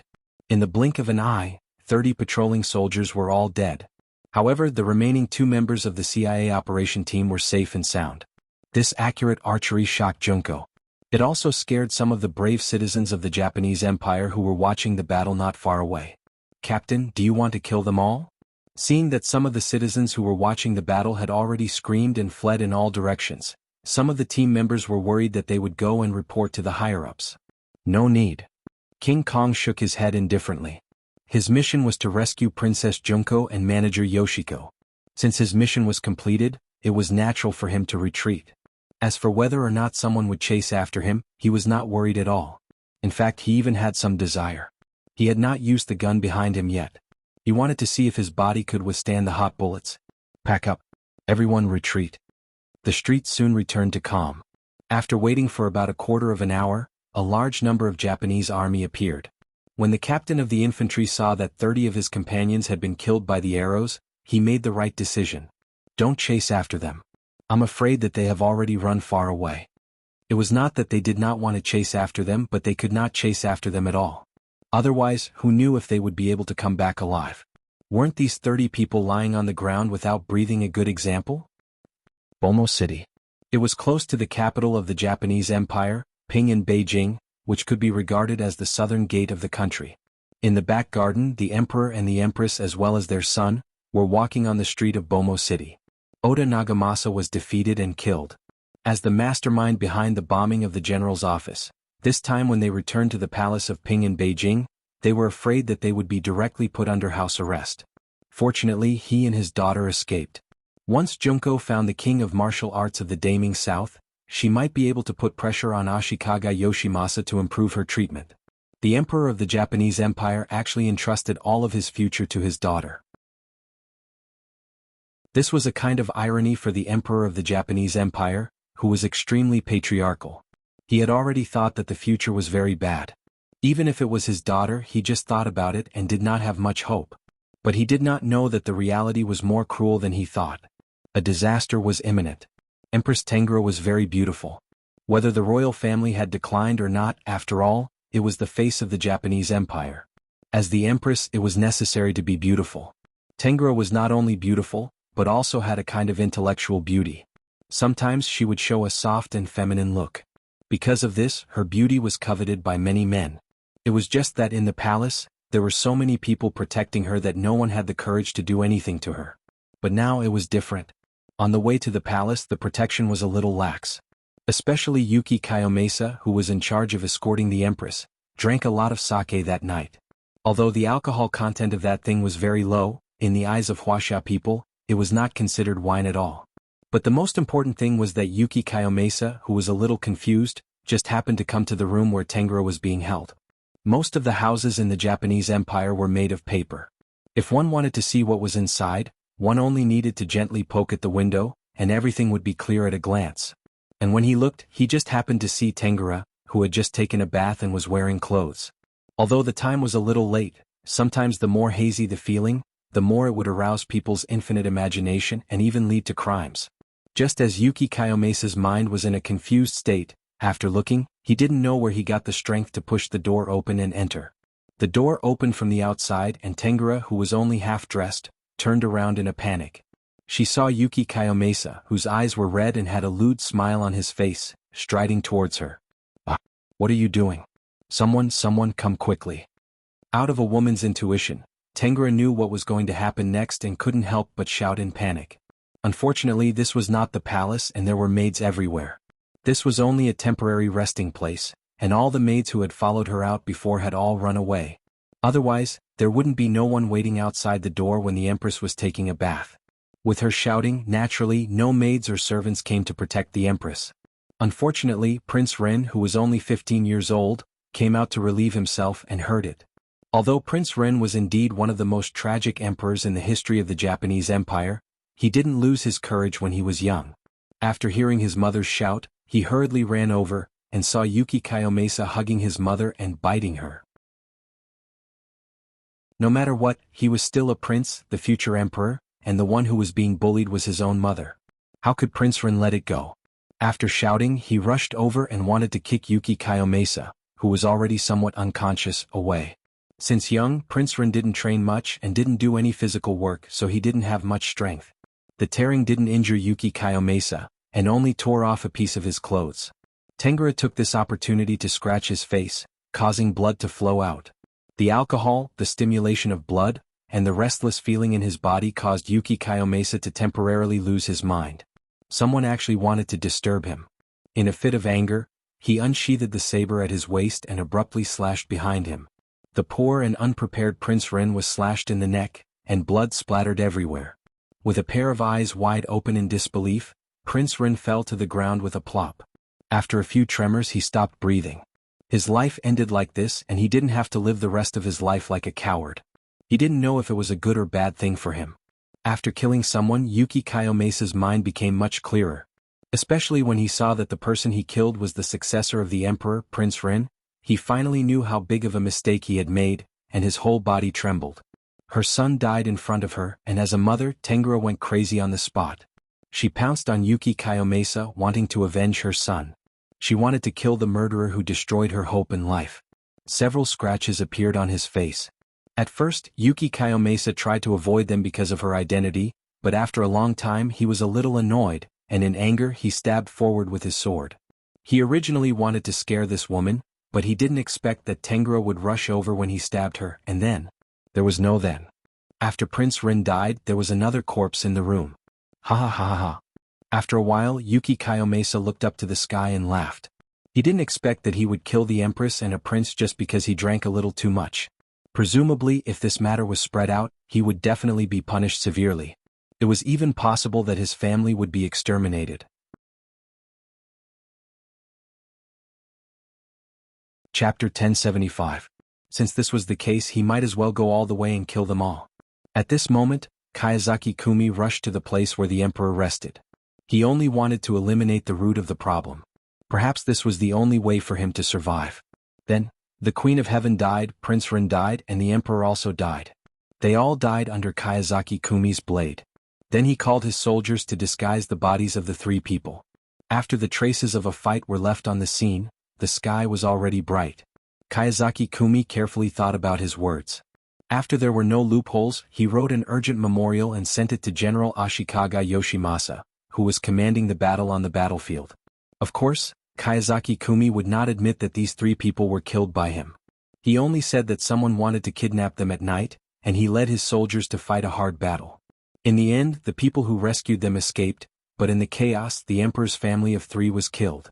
This big event, as the only relative of the three people who died, Princess Junko didn't know about it.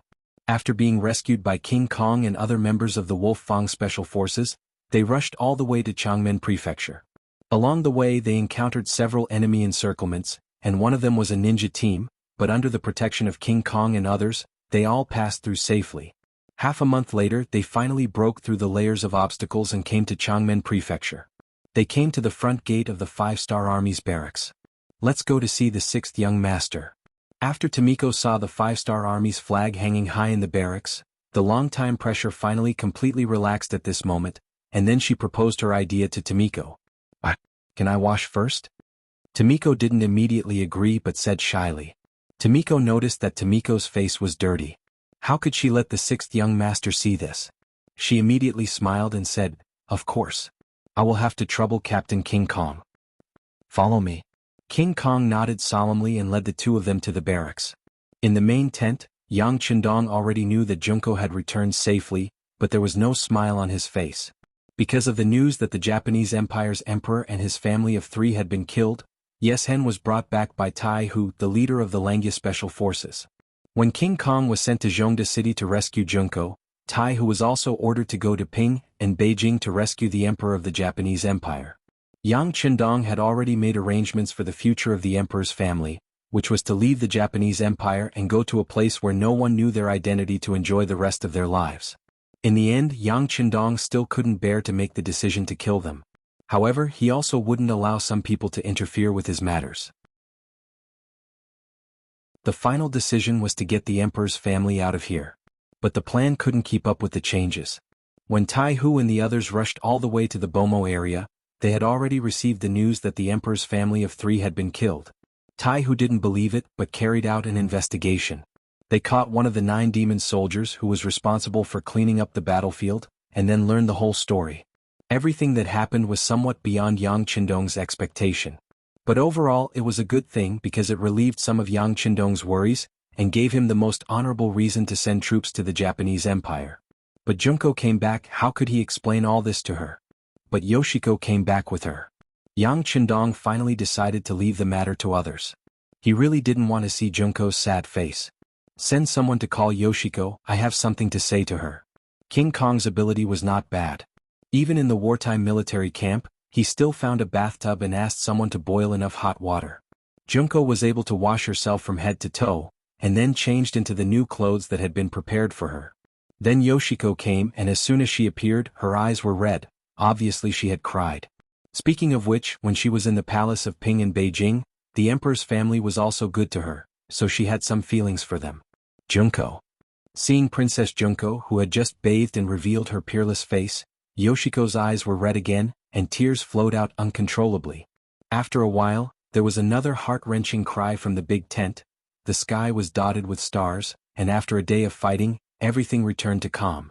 Junko was also calm, and she was accompanied by Yoshiko walking out of a big tent. Just now she saw the soldier of the 9 demons who used to be a guard in the palace, so Junko knew him. From the mouth of this person, Junko knew the whole story, but she had already cried for an afternoon, and her tears had dried up, so she didn't cry anymore. After coming out of the big tent, the silence was somewhat frightening. Where is Sensei's tent? Please take me there. Looking at Captain King Kong accompanying her, Junko asked. In the main tent, Yang Qindong was still looking at the sand table in front of him, thinking about the next military plan. There was a sound of footsteps outside the door, and Beta Persei came in. Young master, Princess Junko is here and she wants to see you. Yang Qindong did not answer immediately. He first let out a sigh. He knew that what should come would eventually come. Well, bring her in. No one else is allowed to enter without orders. Yes. Beta Persei agreed and stepped back. Junko, who looked a little haggard, then walked into the big tent. The main tent was lit with candles, and when the candles reflected on people's faces, it could show the most beautiful side. It was like looking at a beauty under the moon, and the more you looked, the more beautiful she became. Especially at this moment, Junko's eyes were filled with tears, which gave people a delicate feeling. Sensei. Junko. At this moment, their eyes focused together. Perhaps it was because he hadn't touched a woman since the war, or perhaps it was because of Junko's influence in his heart, but at this moment, when Yang Qindong looked at Junko, he had a different feeling. Especially when their eyes were intertwined. At first glance, she was like a pear blossom with spring rain. At first glance, she was like west shining water by 3 points. At first glance, she was more like a beauty that shamed the moon. At first glance, Sensei. Junko threw herself into Yang Qindong's arms, and tears flowed out uncontrollably. Sensei, Junko has no relatives. Junko is very pitiful. Junko, don't worry, I will be your family from now on. Yang Qindong said, lowered his head and wanted to wipe the tears on Junko's face. But what greeted him was warm lips, and Junko took the initiative to lean over. Junko, who had just found her family, found a sense of security, and was no longer tied down by her family. Her heart was at its softest, and at this moment she decided to let go of herself and not suppress her feelings for Yang Qindong. In the face of a beauty taking the initiative to throw herself into his arms, Yang Qindong had no intention to refuse. Although he was taking advantage of her, if he refused, he was afraid that it would only hurt Junko's heart. At this moment he increased the strength in his hands, and after a while he picked Junko up by the waist and walked straight to the big bed in the inner room of the main tent. Thunder stirred up the earth fire. Outside the main tent, Beta Persei signaled with his eyes, and all the long way retreated 20 meters, clearing the entire tent. After a night of spring rain, Yang Qindong got up from the bed energetically. He didn't disturb Junko, who was sleeping. Fleeing all the way and then hearing the news of the death of her parents and brother, she had suffered too much and should have a good rest. He took the initiative to walk out of the tent and receive the generals outside. First, he met with the commander of the 1st Division, 2nd Division, and 3rd Division. After listening to today's battle plan, he approved it. After watching the 3 division commanders leave, Yang Qindong waved to Division Commander Tianhu, Commander Su He, and Division Commander Su Ku of the 1st Reserve Division. Come here and discuss the next step of the battle plan. 6th Young Master, are we finally ready to fight? Hearing Yang Qindong's call, the 3 generals were excited. Yes. Yang Qindong nodded. After 20 days of stalemate, both sides had suffered losses. The original 60,000 soldiers of the Alien Alliance had been replenished twice in a row. If one counted carefully, nearly 20,000 people died in the battle, and countless people were injured. Of course, the Japanese Empire on the other side was not much better, and their losses would only be greater. But even so, Yang Qindong didn't intend to send out the elite force. First, he still needed to continue to confuse the other side and make them underestimate the enemy. Second, this time they didn't have a proper reason to send out the troops. The intelligence agency at the front sent news that the Japanese Empire's people were very resistant to the appearance of the 5-star army. So, there were a lot of young people from the Japanese Empire who had signed up to join the army. Ashikaga Yoshimasa also took the opportunity to recruit more soldiers. If this continued, unless they used firearms and razed the entire island to the ground, it would be extremely difficult to occupy this place. Now Junko had come. She was the princess of the Japanese Empire and the only remaining member of the Japanese Empire's royal family. Her appearance could naturally mean a lot of things. It could also help the 5-star army turn from an invading army into a righteous army. Once there was enough righteousness to support it, it would naturally be time to launch an all-out counterattack. Yang Qindong called a commander and 2 division commanders to talk about the next war plan. He wanted to make all the preparations in advance. Late in the morning, Junko slowly opened her eyes. Separated by the main tent, there was no dazzling sunlight in the room, making people feel very comfortable. As soon as Junko opened her eyes, Tomiko appeared in front of her. Not only her, but there were also 6 maids standing on the side. These were the maids who came to serve Junko. From this moment on, Junko had officially become Yang Qindong's woman. If she wanted, she could quickly become the 8th wife.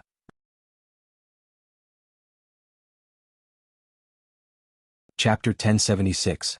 Princess, you're awake. Tomiko looked at Junko, who still had doubts in her eyes, and smiled gently. Then she began to order people to help Junko dress up. During this process, Tomiko told Junko that Yang Qindong wanted to take her as a concubine. As a princess of the Japanese Empire, marrying someone as a concubine was a disgrace to her status. However, looking at Yang Xie's current power, Junko was the one who benefited. Especially now that the Japanese Empire's royal family had already declined, this was a great blessing for Junko. Despite knowing this, Junko still didn't agree immediately. Instead, she said that she wanted to see Yang Qindong first before making a decision. Not long after, everyone else in the main tent went out. Yang Qindong was also invited back to meet Junko in the main tent. After a night, there seemed to be a gap between the two. Junko didn't take the initiative to throw herself into his arms. Instead, she stared at Yang Qindong with a thoughtful look.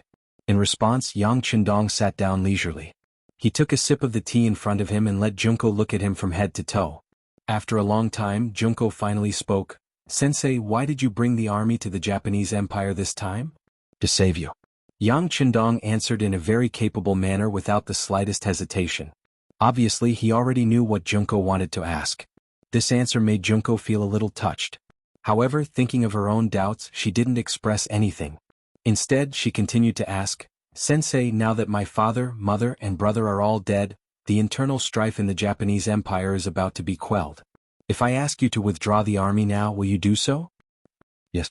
Yang Qindong still said without any hesitation. His answer was so straightforward that it made Junko feel like she couldn't believe it. Although this was indeed what she wanted to hear, she still suppressed her joy and said, All right then, teacher, please give the order to retreat. Okay.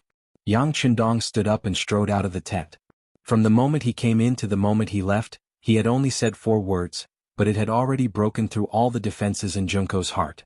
At this moment, she finally stopped being reserved and took the initiative to run behind Yang Qindong and hugged him. Teacher, everything is just Junko's test. Please don't blame me and don't withdraw the army. Huh? Yang Qindong pretended to be confused, but in his heart, he already had a card up his sleeve.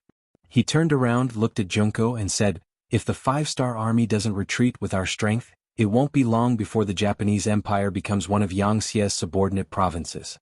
Don't you understand this logic?" "I understand." "Then why are you still?" Yang Qindong pretended to be confused and said, "Junko also understands that the Japanese Empire has nothing to do with me anymore. It abandoned us first, abandoned the entire royal family. In order to prove their mistake, the Japanese Empire must be destroyed. This is the price they have to pay for killing my parents and brother. Teacher, you will definitely help you get revenge, right?" Junko looked at Yang Qindong with a hopeful face, waiting for his answer. No. Unexpectedly, Yang Qindong shook his head decisively. "This time we mobilize the army for your safety. Now that you are fine, the 5-star army has to retreat. We are not an invader, we are the army of justice. Before this, the Japanese Empire didn't provoke us, so..." At first, when Yang Qindong said that they could retreat, Junko was still a little doubtful. But now what he said made her even more determined. She finally knew that the 5-star army didn't have any intention of attacking the Japanese Empire. They really only wanted to save her. At this moment, Junko's heart was moved. At the same time, she was even more determined to avenge her parents.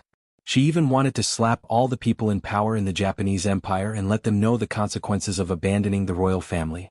In order to let Yang Qindong do something, Junko took the initiative and said, "I am willing to be your 8th wife. If someone bullied your wife's family and cruelly killed them, can you avenge her?" This. Junko looked at Yang Qindong, who was still hesitating. She gently pulled his arm like a spoiled child. "This is something that should be done," Yang Qindong said with a helpless look. After saying this, Yang Qindong felt a little guilty. He also knew that this matter couldn't be hidden from the smart Junko for long. He was afraid that she had already noticed something, but presumably no one would ever mention this topic again. "Thank you, Sensei. Then please send the troops. When the time comes, I will denounce Ashikaga Yoshimasa in the name of the royal family's princess. I will let the people of the Japanese Empire know who harmed the royal family, who started the civil war, and who wants to overthrow the Japanese Empire." The more Junko said, the more determined her expression became. Just from this point alone, she had already made up her mind. Seeing another country send troops to destroy her own country, and it was because of her own request, no one would be in a good mood. But Junko didn't feel any unhappiness at this moment. On the contrary, her heart was filled with hatred, and she longed for the happiness that victory would bring her. Since this country had abandoned his imperial father and imperial mother, then let it perish. "Okay, I promise you." Yang Qindong was waiting for this result to appear. It seemed that she was just a woman. She couldn't mount a horse to wield a sword, nor could she kill the enemy. But she was the princess of the Japanese Empire, the last remaining member of the Japanese Empire's royal family. The situation was completely different. With Junko's support, Yang Qindong had a righteous cause, and he had a good reason to send troops. What's more, the original Japanese Empire wasn't united. The Supreme General Ashikaga Yoshimasa seemed to have a monopoly on power, but there were still many hidden opponents. It was just that they were too scattered and couldn't form a united force. In the past, the Emperor of the Back Garden was unable to integrate this power together, but Yang Qindong did have such strength. Because he had the strength to compete with Ashikaga Yoshimasa, and was even stronger than him. In other people's eyes, this was a big tree, a tree that was far more luxuriant than the Supreme General. Junko's heart was filled with hatred, and with Yang Qindong's support, she quickly wrote a document to announce to the world. First, she described in detail the cause of her father, mother, and brother's death. Then she pointed at Ashikaga Yoshimasa and said that this villain wanted to overthrow the power of the royal family and bring a disaster to the entire Japanese Empire. Finally, she called on all the heroes of the Japanese Empire to work together to deal with Ashikaga Yoshimasa and restore the Japanese Empire to its former glory. This document was read and approved by Yang Qindong, and it was sent out. It appeared in various cities of the Japanese Empire through the intelligence network, causing a huge response and influence. Hokuriku, one of the 7 provinces of the Japanese Empire. As one of the most important regions of the Japanese Empire, it was under the jurisdiction of General Hirai. Hirai, whose full name was Flatwell Field, was one of the more trusted and important ministers of the Backyard Emperor. When he was in the imperial court, he caused a lot of trouble for Ashikaga Yoshimasa, so much so that the latter spent a lot of effort to get rid of him. In order to achieve his goal, he even handed Hokuriku over to him. According to Ashikaga Yoshimasa's plan, once Flatwell Field left the palace and the emperor of the backyard, he could kill him at any time. Not only would he solve his worries, but he would also be able to vent his anger. However, Flatwell Field was much more powerful than he had imagined. After leaving Ping in Beijing, he disappeared. When he reappeared, he was already in Ekizan prefecture of Hokuriku and had taken control of part of the military power there. This result made Ashikaga Yoshimasa furious. Just as he was about to send troops to deal with him, the bombing of the general's residence happened. He had no choice but to shift his attention to dealing with Oda Nagamasa and the imperial family. Taking advantage of this opportunity, Flatwell Field went all out and integrated the power of the entire Hokuriku. He was ready to cooperate with Oda Nagamasa and help the imperial family regain all their power. However, everything changed a little too quickly. Flatwell Field had just finished the integration work when news of Oda Nagamasa's defeat and the death of the imperial family came from the front lines. When he first heard the news, Flatwell Field couldn't believe it. When he found out that it was true and not fake news deliberately spread by someone, he couldn't stop crying. He found that he suddenly had no goal, no target or object to be loyal to. Flatwell Field was a very thoughtful and capable person. Usually, such a person would be able to see the most crucial point in a chaotic situation and make the right choice. It was because of this ability that he couldn't stop crying. In his eyes, without the imperial family, there was no one in the Japanese Empire who could suppress General Ashikaga Yoshimasa. Because he was a smart person and could see this, he felt that there was no hope ahead. He could even see that after eliminating the imperial family, Ashikaga Yoshimasa's next target would be him. Without the support of the imperial family, Flatwell Field knew that there was no way he could reach the heights of the general with his own ability. Even if he couldn't win, the only way left was to escape. Fortunately, he had led his troops to conquer Noden Prefecture. Behind it was the vast ocean, which was his escape route. Flatwell Field withdrew his troops and stockpiled food and money. He was ready to retreat at any time. It was at this time that the letter written by Junko announced to the world that the last member of the royal family, the last hope, spoke in her unique voice. When Junko's letter suddenly appeared on the street after one night, Flatwell Field, who was ready to retreat, saw hope again. After shouting "God has eyes" in his mansion, he gathered all his important subordinates. He decided to cooperate with Junko to deal a heavy blow to Ashikaga Yoshimasa. As long as there was a way to survive, no one would choose to leave their home. As long as there was a little hope of victory, everyone would want to fight. Flatwell Field was such a person.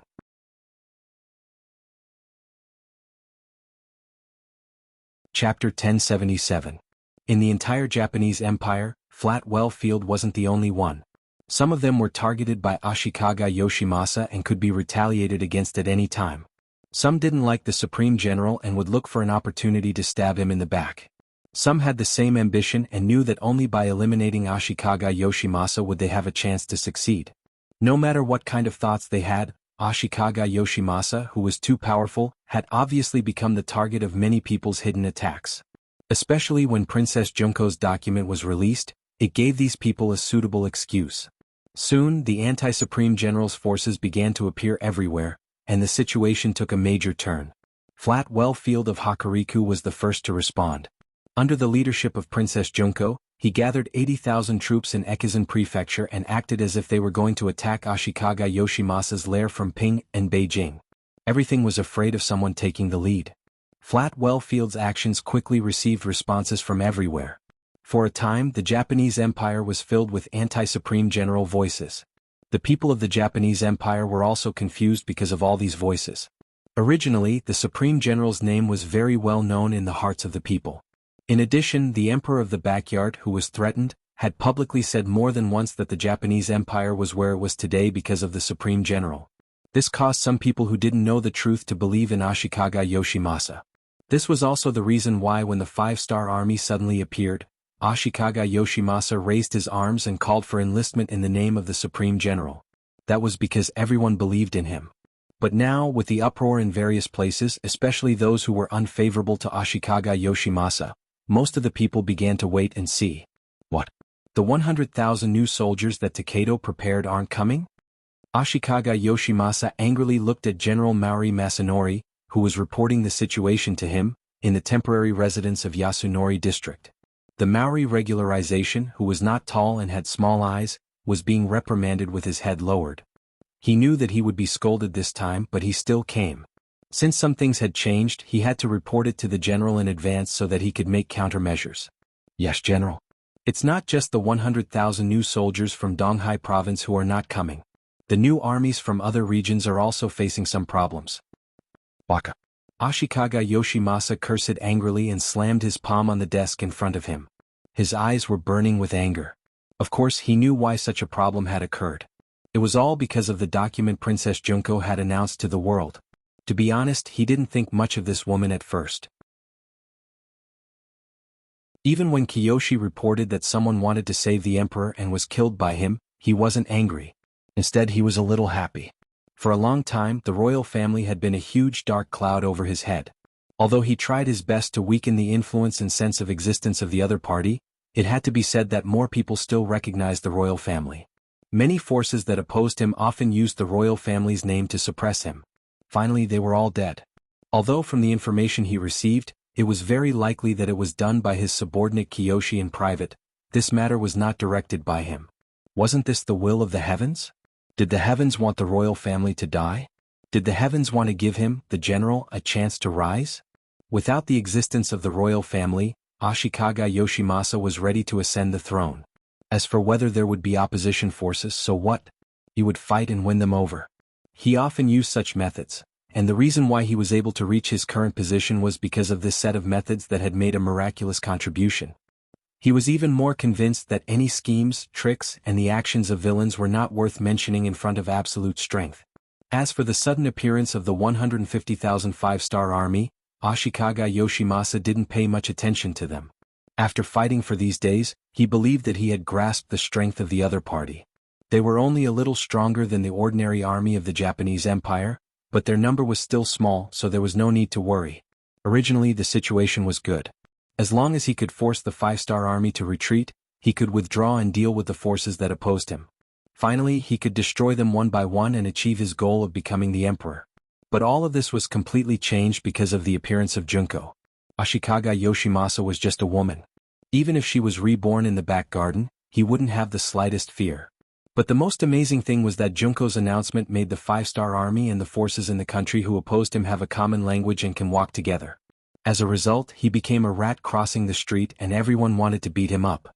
According to the Maori regularization, the people who opposed him were gradually gathering. Once these people really gathered together, even if he was the general, it would be difficult for him to gain any advantage. It was even possible that he would be defeated and killed.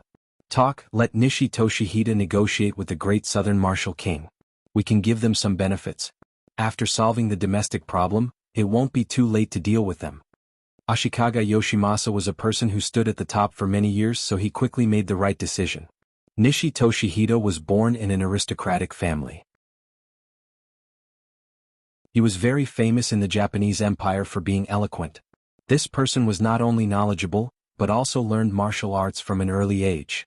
He was one of the talents that Ashikaga Yoshimasa relied on the most. After receiving the order, he set off from Anyun Prefecture to Nagato Prefecture, and sent his name to the five-star army's camp first. This person is very cunning and agile. He is good at both civil and martial arts. He is an important helper of Ashikaga Yoshimasa.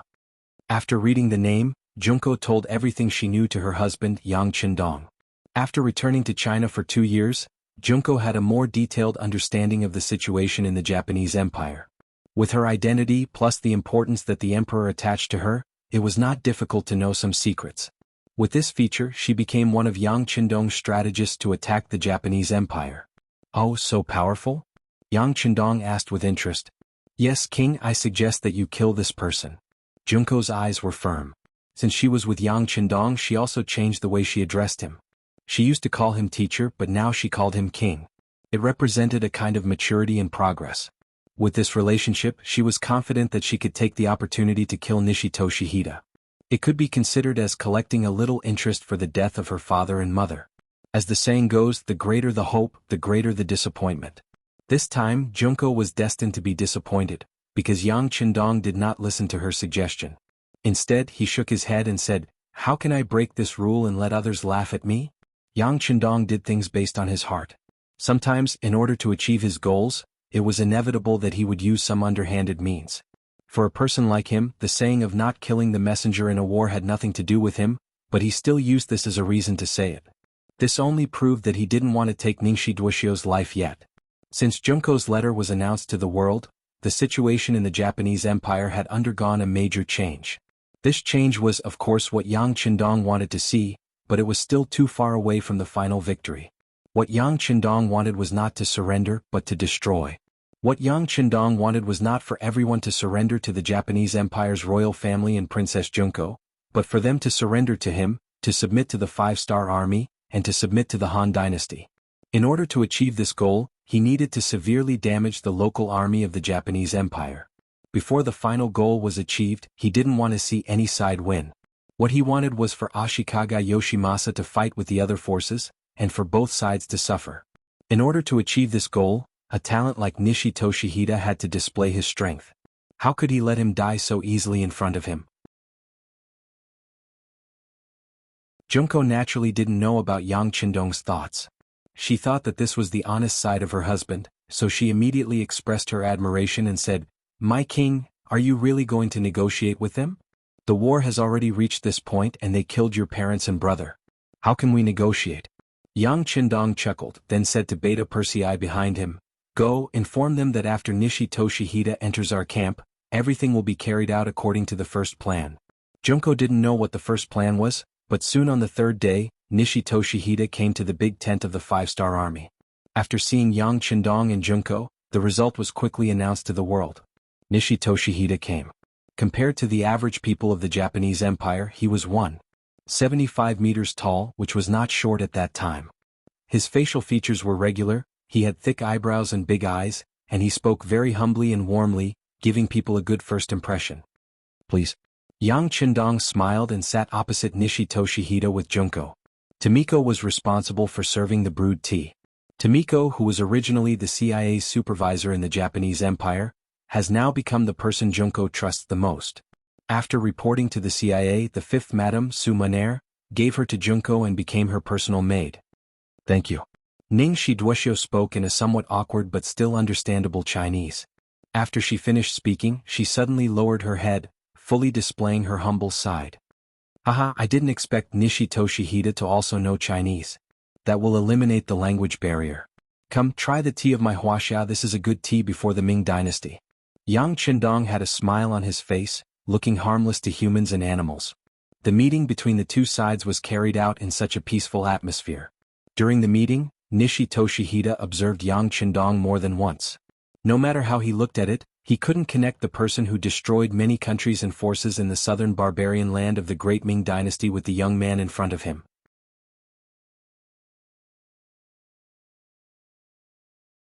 Chapter 1078. Although Ningxi Daxiu was familiar with some Chinese, he probably didn't know that there was an old saying in Huaxia, "Keep your strength hidden." There was even a less elegant saying among the people, "A dog that bites doesn't bark." Just as the two sides were negotiating, the five-star army had already implemented the first set of plans and was in the process of implementing them. To Yang Qindong, there really wasn't much to talk about with the Japanese Empire. Thinking about the various things that would happen in the future, in order to prevent the painful scenes of the people of Huaxia from happening again, he felt that it was necessary for him to resolve some problems in advance. In the large tent, the tea drinking continued. It seemed that both sides had no intention of immediately entering into negotiations. Of course, Ningxi Daxi took the initiative to bring it up a few times, but it was all resolved by Yang Qindong. It was as if they were really reminiscing about the past, even though there was nothing to talk about.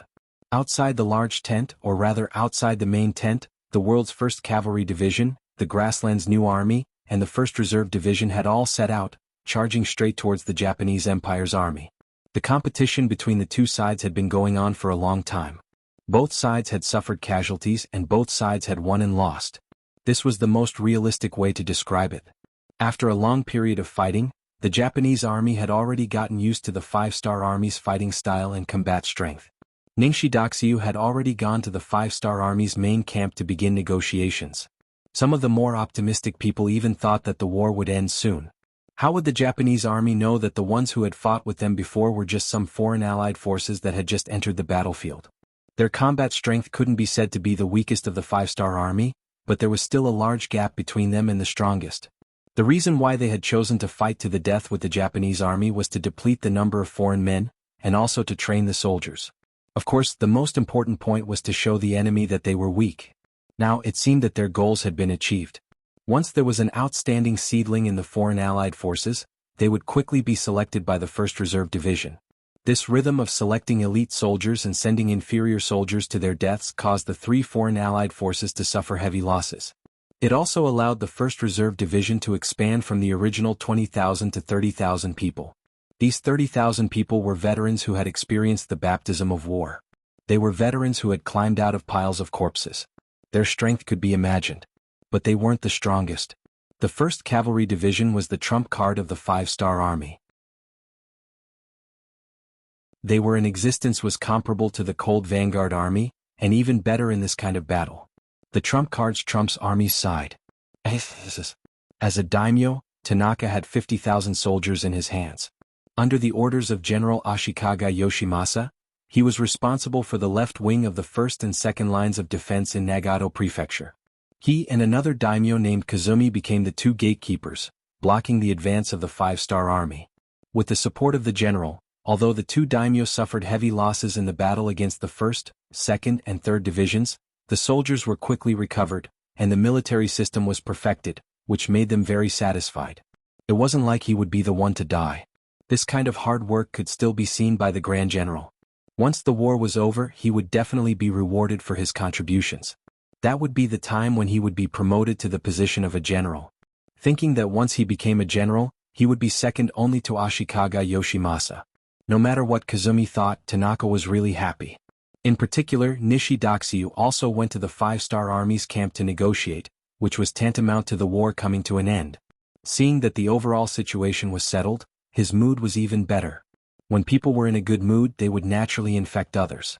Just last night, Tanaka gathered the 2 chiefs, several county magistrates, and generals under him to drink until they were drunk. The war had been going on for more than a month and everyone's spirits were too tense. It was time to relax. In Tanaka's eyes, since Nishi Daxiu was sent to negotiate and the 5-star army agreed, it at least proved that the war would not happen again in a short time, and they could relax.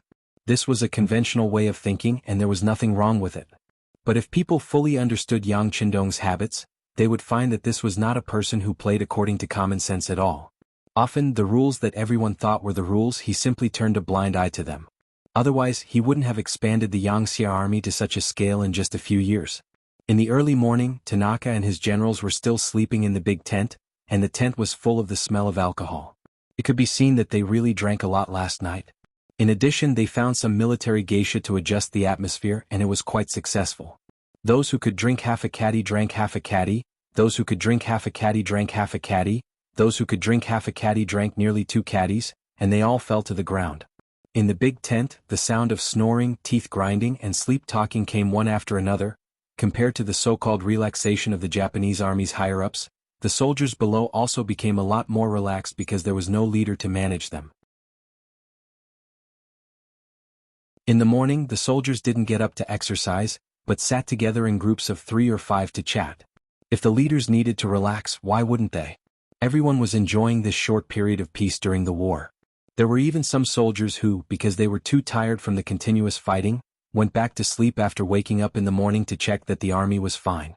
This was called, subordinates follow the example of their superiors. Without anyone to manage them, the soldiers were like a mass of loose sand. They each took care of their own things, and once something happened, they would only fight for themselves. 6 miles away from the Japanese Empire's camp, the 1st Heavenly Cavalry Division was quickly gathering. On the other side, 5 miles away, the new army was also gathering, and they were all preparing for the upcoming battle. Commander, there are still half a quarter of an hour before the 6th Young Master's scheduled attack time. The 1st Regiment Commander, Taimur, walked to Tianhu's side and reported softly, the new army should also be ready to attack. I heard that they are very excited and are preparing to fight a good battle to steal the limelight of our 1st Heavenly Cavalry Division. Tianhu didn't take Taimur's words to heart. Instead, he said something very proud, how can the limelight of our 1st Cavalry Division be suppressed by others? Seeing how confident his commander was, Taimur laughed. Strictly speaking, Teimu had joined the five-star army earlier than Jianghu.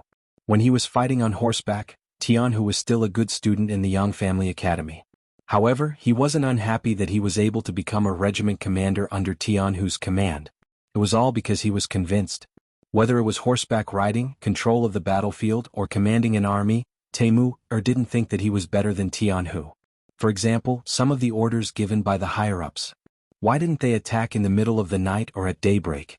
Why did it have to be at daybreak when the enemy should have woken up before attacking? What was the reason for all of this? Why did the sixth young master give such an order? To be honest, Teimu didn't understand. If he was the commander of a regiment, he would definitely ask why. However, Jianghu didn't. The one who sent the order was Beta Persei. He only said that it was the sixth young master's order and Jianghu carried it out unconditionally. He was at the scene when this happened. Just based on this calmness, it wasn't something he could compare to. Jianghu was indeed smart. This had to do with his background as a student of the Yang family academy. Because he learned from Yang Qindong, he could understand more of Yang Qindong's intentions in many matters. For example, he had his own unique views on the timing of the attack this time. In his opinion, this should be Yang Qindong's intention to defeat the enemy fair and square. Through this battle, he could show the elite and powerful side of the five-star army and achieve the purpose of intimidating the enemy. Of course, there was another advantage to fighting during the day. It would be easier to capture more captives. After all, vision was not good in the dark and it was too chaotic. It was very easy for deserters to escape. This idea was indeed correct. Yang Qindong did have such an idea. He wanted to defeat the Japanese army in broad daylight on the battlefield and use this to build the five-star army. Once the elites were deployed, they would be invincible in the world. When the defeated Japanese army saw this scene with their own eyes, word of mouth spread. Presumably, when the name of the five-star army was mentioned in the future, everyone would tremble from the bottom of their souls. If he wanted to achieve his goal, it was impossible to do it in the dark. The light was not good and it was impossible to see what was happening. It was also impossible to do it when it was just dawn. Most people were still in a confused state and could not make a clear judgment. However, it was different after daybreak. Everyone was up and could make a clear judgment. As for whether this would bring some pressure to the 1st Cavalry Division and the new army, Yang Qindong really did not think that it would be a problem. Needless to say, the 1st Cavalry Division was invincible. It was not an exaggeration to say that they were invincible. It was common for them to win with fewer people, especially after the Japanese army had adapted to the attack rhythm of the Foreign Alliance's C-rank army. It would be strange if the A-rank army did not suddenly appear and cause the enemy to panic. As for the new army, their combat strength was a bit weaker. If they were not cavalry, they would not be ranked as the army closest to the A-rank army. However, they had more people and more horses. Once the 30,000-strong cavalry launched an attack, just the aura they exuded was unstoppable. No one could match them. Facing such a strong army, not to mention that it was the time for peace talks, the Japanese army would not be prepared. Even if the enemy was prepared, so what? Yang Qindong was also confident that he could kill the enemy. One would throw away their armor, and the other would be utterly defeated. The five-star army did indeed have such strength. All of this was not because Yang Qindong was arrogant. It was the result of battle after battle.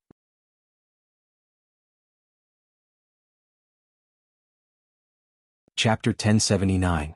While the 1st Cavalry Division was quickly assembling, the new army wasn't idle either. Commander Suhi was mobilizing the troops according to the plan, and he had basically completed it. At this moment, he was looking ahead, as if he could see through the distance of several miles and see the Japanese army's camp. In the past, Suhi and Tianhu had competed for the position of commander of the 1st Cavalry Division. But later he gave up. Of course, at that time, the commander of the new army, Tiger's Mane, and the deputy commander were eager to let go of his talent. But more importantly, he himself understood that he was born as a surrendered general, and Tianhu was the student of the 6th young master. He had already lost at the starting line.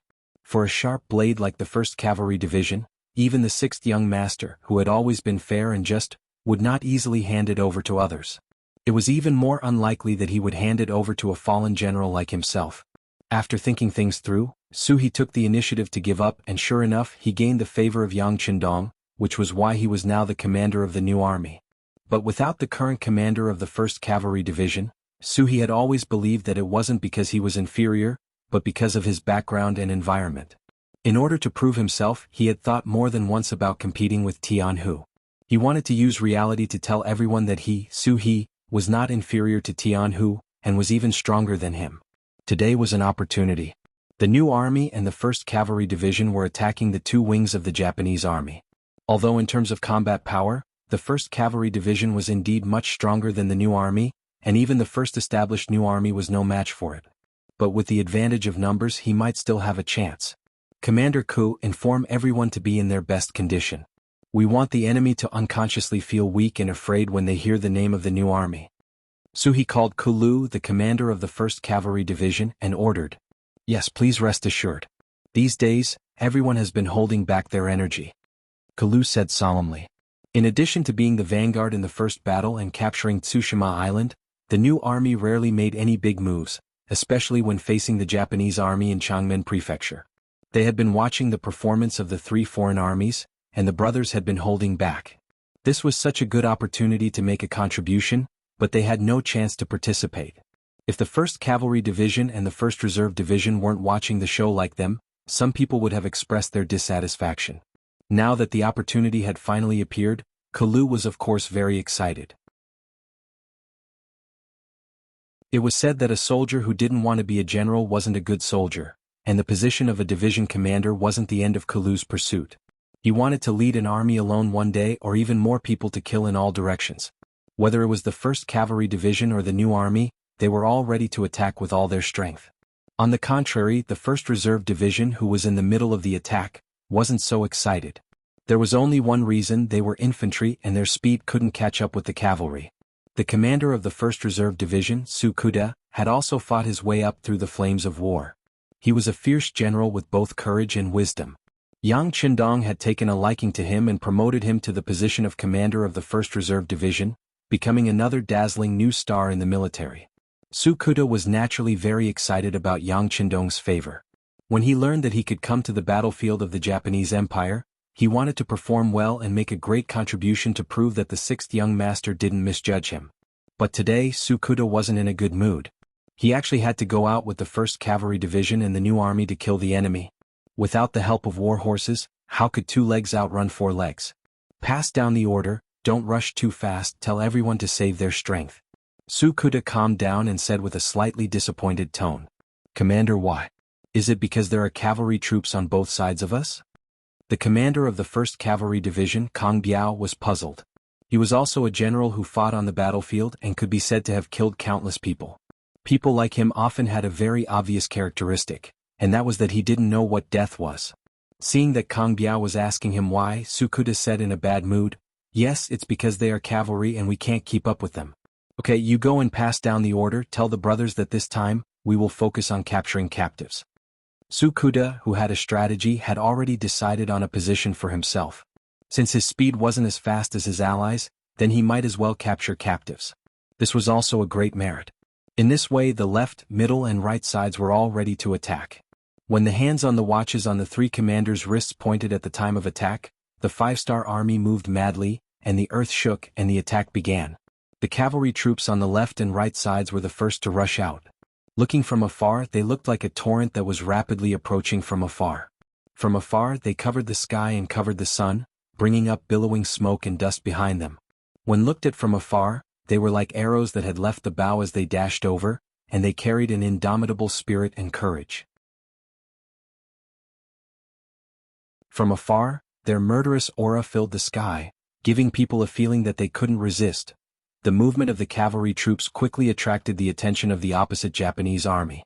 The moment the ground started to shake, some of the experienced veterans of the Japanese Empire quickly stood up. They first looked into the distance, wanting to see what had caused such a big movement. Then they got what they wanted. When they saw the countless cavalry troops in the distance and the bright 5-star flag, their faces changed from curiosity to panic and then to horror. Some of them were already trembling, some stood there stupidly, some turned around to get their weapons, and some couldn't help but retreat. They were ready to find a way to escape.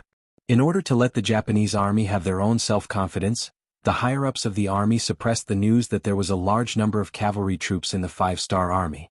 They only told them that the number of cavalry troops in the 5-star army was limited, and they wouldn't be able to play any role in such a big battle, so there was no need to worry.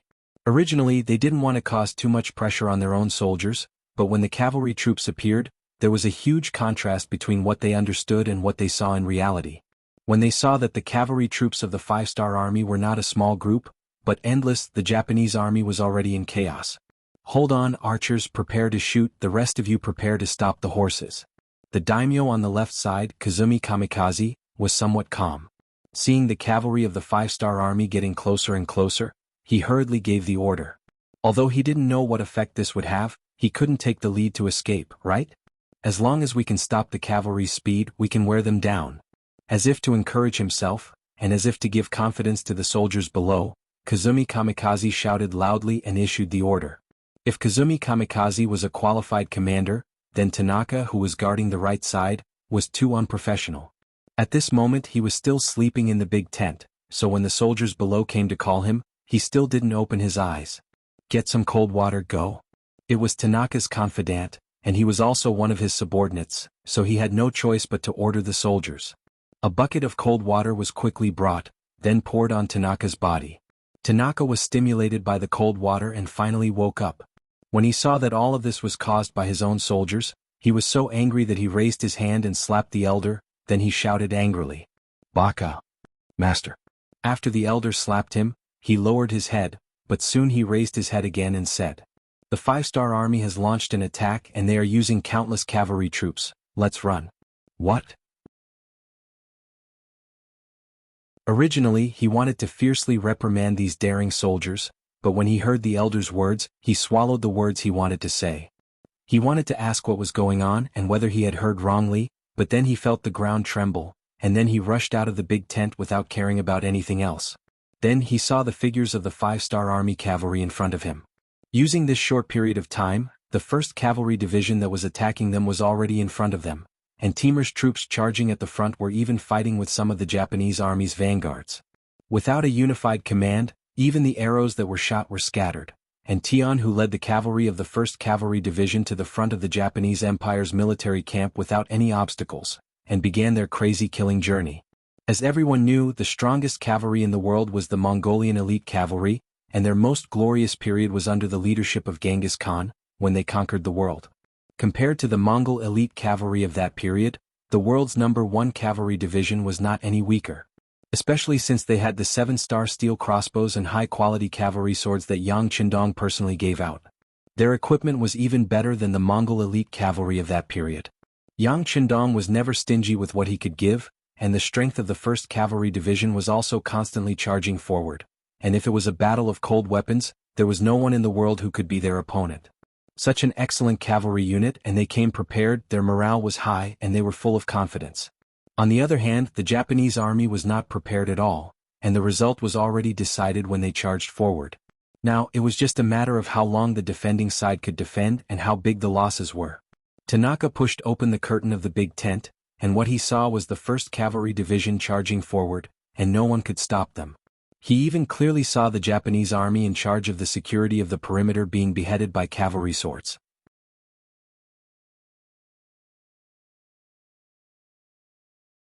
Chapter 1080. As the blood splattered through the air, Tanaka felt a chill on his neck. It was not that he had never been on the battlefield before. On the contrary, he had killed many people, sometimes in a very cruel way. But when he saw the 1st Cavalry Division killing everywhere, he couldn't help but feel scared. He had a feeling that this was an army that killed people like flies, and that the 50,000 Japanese army he led could not stop them. Retreat, retreat, run. Tanaka finally couldn't suppress the fear in his heart. After shouting these words like a madman, he turned around and ran. The elders and soldiers behind him had to do their best to catch up so that they wouldn't fall behind. The scene of Tanaka running out of the big tent was seen by many soldiers of the Japanese Empire. Limited by their knowledge, these ordinary soldiers, including many who had just joined the army, did not have a deep understanding of the strength of the 1st Cavalry Division. They even arrogantly thought that they had the advantage in numbers. The only thing they lacked was the commander. The general drank too much last night and no one was commanding them. The moment Tanaka appeared in front of the big tent, these soldiers seemed to have seen hope. Many of them had already clenched the swords in their hands, ready to fight back at any time. But then the general ran away without even leaving a decent sentence, which attracted the attention of the other soldiers. Then they looked at each other in confusion. They were completely confused by the general's performance. But after a moment of hesitation, many people made a wise choice. The soldiers of the Japanese Empire, who had already picked up their swords and guns, and even put on their armor, quickly scattered and ran away. The general had run away, so what was the point of staying here? Waiting to be killed or taken captive? As long as they weren't stupid, they ran away. At this time, it wasn't about who ran faster, but as long as you ran a little faster than your companions, you might be able to escape from misfortune. An army, no matter how many people there were and how much combat power they had, the moment their fighting spirit disappeared, they would be like chickens and dogs. There would be no threat at all. This was the case for the 50,000-strong Japanese army. When the 1st Cavalry Division rushed over and swept through the barracks like a gust of wind, what they faced was not the Japanese army that was putting up a desperate resistance. Instead, they were fleeing in all directions like defeated dogs. Division Master, what should we do? First Commander Taimur and the other commanders asked Tianhu in unison. Bai Shuang will lead the 4th Regiment and Gong Feng will lead the 5th Regiment to flank the enemy from the left and right. Try to keep as many Japanese army here as possible so that the 1st Reserve Division, abbreviation for the 1st Reserve Division, can get here soon. Capture as many prisoners as possible. The 1st Regiment, 2nd Regiment, and 3rd Regiment will follow me to help the new army. Tianhu only pondered for a few moments before he made his decision. The smoothness of this battle was somewhat beyond his expectations. He still didn't know why the Japanese army was so weak, but when he saw the 1st Division and the other 2 divisions fighting, he knew that the Japanese army wasn't all useless. Perhaps there was something he didn't know about. If he was lucky, then the new army's luck wouldn't be too good. He decided to go over and help. Of course, Tianhu wasn't a god. He still had some selfish motives in his heart. For example, the new army's commander Su He had been secretly competing with him. If there was a chance, Tianhu didn't mind helping him and showing his strength. Tianhu gave the order, and not long after, the army was divided into 3 groups. At this moment, on the battlefield of the new army, the situation was in a stalemate. Unlike Tanaka, Kazumi didn't drink. The command authority and organization of the army were still there. The generals under him were also doing their duty step by step. Although the appearance of the new army was indeed beyond his expectations, after losing about 5,000 troops on the periphery, Kazumi still led the soldiers to block the new army's attack. What's going on? When Commander Su He saw that the front army was not making good progress, his face showed anger. He ordered someone to call the commander of the 2nd Cavalry Division, who was in charge of the vanguard. The commander of the 2nd Cavalry Division lowered his head. He wanted to explain that the Japanese army's defense was too tenacious. In addition, the ratio of veterans to recruits in the 2nd Cavalry Division was about the same, so they couldn't fully display their strength. This was why they couldn't achieve their military goal. But knowing Su He's temperament, the commander lowered his head and didn't say anything. If they didn't complete the mission, any explanation would be useless. Humph, the 2nd Cavalry Division will be replaced. Commander Koyugo. After Su He lost his temper, he turned his gaze to the commander of the 1st Cavalry Division, Kulu. No matter what method you use, you must break the enemy's defense in at most 3 hours. Otherwise, you don't have to come back to see me. Yes, Commander. Kulu also said with a dignified face, but at the same time he was also a little excited. The harder the battle on the battlefield, the more it showed the strength and characteristics of an army. In other words, after the challenge there were also opportunities. The 2nd Cavalry Division was forced to be replaced. The 1st Cavalry Division rushed forward and launched a new round of fierce attacks. Under the leadership of Kulu, the Japanese army on the opposite side was put under more pressure. Commander Kazumi couldn't help but let out a sigh of relief when he saw the 5-star Army's cavalry retreat like a tide. In his opinion, the other party should have seen his strength and retreated in the face of difficulties. But he didn't expect that soon. A new batch of cavalry began to charge, and this charge brought a lot of pressure to the front line. In less than half an hour, 5 generals had already asked for reinforcements. Seriously speaking, infantry was always at a disadvantage against cavalry. The reason why they were able to resist until now was because the Japanese army had already displayed their samurai spirit. They didn't fear hardship and they didn't fear death. This was why they were able to resist the charge of the cavalry under such heavy losses. What followed was not small. Just the front line of the army had already been replaced 3 times. The casualties could be said to be extremely heavy. If it wasn't for Kazumi's determination to resist, they would have been defeated like Tanaka. When the 6th general sent someone to ask for reinforcements, Kazumi's face was already very ugly. He looked around and asked, How many reserve troops do we have now? Reporting to the commander, there are still about 20,000. A subordinate quickly reported the answer. When he heard that 50,000 troops were lost so quickly, Kazumi's face showed a surprised expression. The five-star army really lived up to its reputation. But now wasn't the time to think about these things. He looked at the sky. There was still more than an hour before it would be dark. He gritted his teeth and said, "Send these 20,000 people up. No matter what, we have to hold on until dark. This way we can retreat under the cover of the poor light." At this time, Kazumi no longer had the intention to compete with the five-star army. All he thought about was how to safely bring the army out and reduce the losses as much as possible. Without a doubt, the dark would be the best opportunity. At that time, everyone's vision would be poor. It would be the time for him to lead the army out of the battlefield. The Japanese army had increased their troops again. Seeing that the formation of arrows was about to break open a gap in the enemy's defense, more Japanese army rushed up to fill in the gaps. Commander Kalu had no choice but to give the order to retreat. In this charge, the 1st Cavalry Division lost nearly half of their men. Even if he, the division commander, personally took the role of the tip of the arrow, he only managed to kill a little more than the enemy. He also suffered some minor injuries. The Japanese army had increased their troops again. Commander Suhi saw this. He knew that the 1st Cavalry Division had done their best, so he didn't blame them. He also sent out the 3rd and 4th Cavalry Divisions who hadn't moved yet. Obviously, he also saw that the sky was getting dark. Once night fell, it would be impossible to completely wipe out the enemy. At this point, both sides had placed heavy bets. It was as if they would not stop until they fought to the death and a victor was decided. Because of this, the battlefield became very cruel. The death toll on both sides rose sharply. The ground was littered with corpses, and the pungent smell of blood made it hard for people to breathe. Time passed by slowly.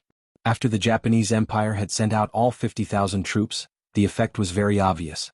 They used the corpses as stumbling blocks to slow down the new army's advance and speed. This showed the strength of the Japanese army's samurai. If things continued to develop like this, the new army would definitely win in the end. However, it would only be a small victory. After all, when faced with an army of 50,000 people with tenacious fighting spirit, it would be very difficult for anyone to win, unless they could hit the enemy with a single blow and completely disrupt their fighting spirit. And this possibility soon appeared.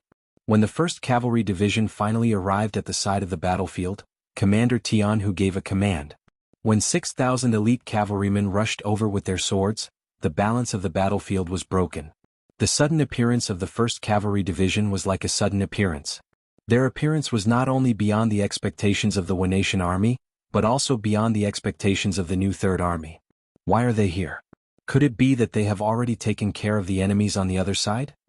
When Commander Suhi saw Tianhu leading his troops to attack from the side, a look of shock flashed across his face. Then he shook his head. He had to admit that the 1st Cavalry Division was worthy of the title of the strongest cavalry. Even if his cavalry division had more than 3 times the number of the enemy, it was still somewhat inferior in terms of fighting strength. Seeing that Tianhu had personally charged into the battlefield with his swords, Suhi naturally wouldn't fall behind. With a shout, he led the 2nd Cavalry Division, which had rested for nearly 4 hours, to attack. At this point, the new army didn't have any backup plans. All 30,000 cavalrymen were on the battlefield.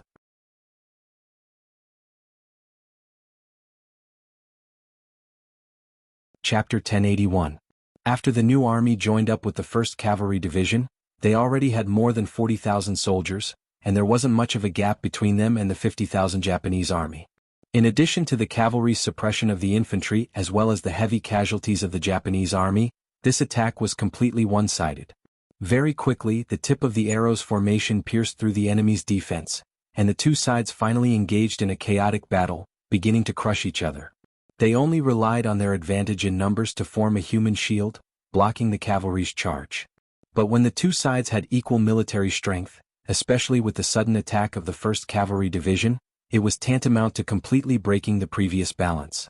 Although Tianhu's cavalry didn't have many people, their combat power was really amazing. Wherever they passed, not to mention people escaping, they didn't even leave behind many captives, which fully demonstrated their fierce and bloodthirsty side. This was seen by even more Japanese army, and the fighting spirit in their hearts was wiped out. No one knew who took the lead and shouted, "Run!" Then the army's morale collapsed, and the entire front line was disintegrating. No matter how much Kazumi shouted or ordered, it was completely useless. Since Kazumi was shouting so happily, he became Tianhu's target. As the most powerful tip of the arrows, he led an extremely elite team of 30 people to crush all the way. No one was his opponent, and they quickly rushed to a place less than 100 meters away from Kazumi. When they rushed to this place, Tianhu observed from the corner of his eyes that there was another cavalry team rapidly approaching. It was the commander of the new army, Suhi. His eyes flashed with a smile, and then he urged his horse to gallop. Under Suhi's slightly anxious gaze, he crossed the 100 meters distance to Kazumi's side. The commander of the Japanese Empire, who had been defending the position, saw the 5-star army cavalry coming in front of him, but his face was still as calm as water. He calmly pulled out the katana on his body, and made a posture that he was going to fight to the death. Kazumi, who had been practicing martial arts since he was young, had some martial arts. Although his individual combat power was not as good as the ninjas of the Japanese Empire, he was still qualified as a samurai. He was already prepared to cut down the 5-star army cavalry.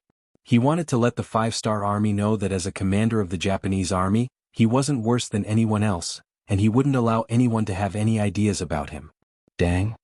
Golden sparks flew, which was the golden sparks produced by the heavy force of the cavalry sword and the katana.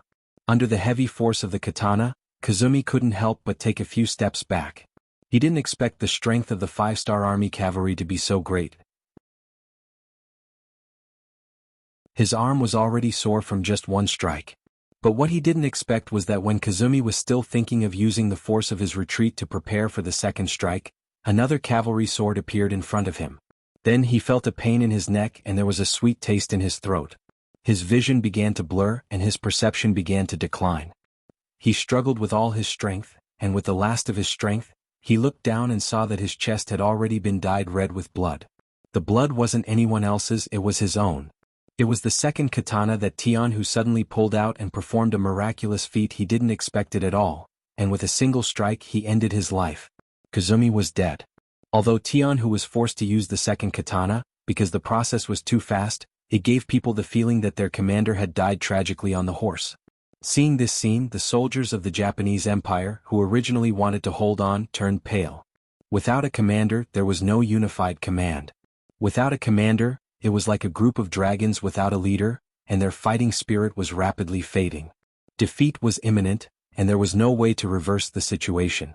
The cavalry of the 5-star army was running all over the battlefield, and around them, more and more Japanese army were kneeling and surrendering. Anyone who wanted to escape by chance was greeted with sharp cavalry swords or arrows from afar. The situation was settled. Nishi Tohide was still waiting in the 5-star army's camp. Ever since he came here to see King Wunan of Daimyong, he was trapped in this military tent. There were people who sent him food and drinks, but no one paid attention to him. When he wanted to go out and say that he wanted to see Bugnam of Gojoseon, there would always be people from the 5-star army in front of him. When they were annoyed by the questions, these soldiers would use Yang Qindong's health as an excuse to delay the meeting. After knowing that Yang Qindong was unwell, Nishi Tohide still hoped that he would die of illness somewhere else, so that the Japanese Empire would have one less strong opponent. But in his heart, he warned himself that this was simply impossible. Not to mention that he had seen Yang Qindong before he was very young and his health was very good. As a commander, there must be a lot of people taking care of him. How could he get sick so easily? If he wasn't sick, why didn't Yang Qindong want to see him, and why didn't he talk to him? Could it be, Nishi Tohide was very smart? Because of this, he thought of a terrible result. Could it be that Yang Qindong used the peace talks as bait to numb the army behind him, and then he would take the opportunity to do something? No matter how smart he was, he didn't think that Yang Qindong would launch an all-out attack. After all, both sides had fought for a day or two, and the strength of both sides had long been known during the war. Even if they wanted to launch a surprise attack, at most they would have some advantages in the beginning. Once the Japanese Empire's army reacted, the 5-star army would not be able to gain any advantages. They didn't know the real situation of the 5-star army at all. The main reason was that Yang Qindong had disguised himself well. For more than a month he had only sent out the Foreign Alliance army. No matter how hard the battle was, he didn't send out any elites. Not only that, but he also selected the veterans who had been on the battlefield and withdrew them from the battlefield. This made the Japanese army united, and they all had the idea of looking down on the 5-star army. On the battlefield, any idea of looking down on the opponent could very likely lead to a fatal disaster. Unfortunately, everyone knew this, but not many people could easily do it. Nishi Tohide, who had confidence in the Japanese army and looked down on the five-star army, couldn't think of what Yang Qindong was planning. He simply stopped thinking about it and ate, drank, and slept well in the tent. He acted as if he wasn't in a hurry and the five-star army should be in a hurry.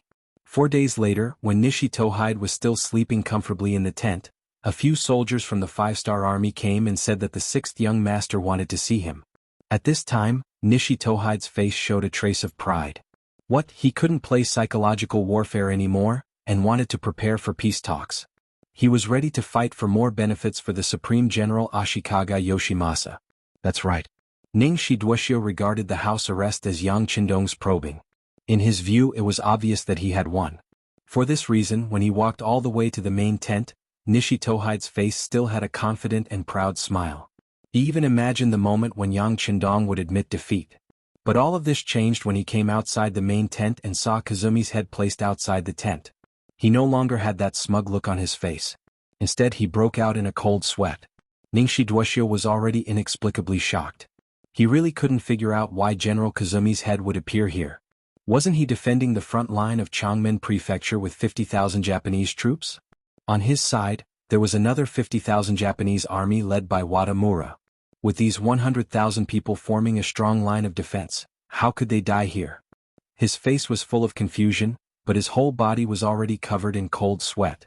When he entered the main tent and saw the sand table in front of him, he noticed that most of the Changmen Prefecture's territory had been planted with red flags. The fear in his heart was even more serious. You killed General Kazumi? Under nervousness, Nishi Tohide no longer had the confident look he had when he was holding the Pearl of Wisdom. He said with a frightened expression. Sitting above the main tent, Yang Qindong's face was like spring.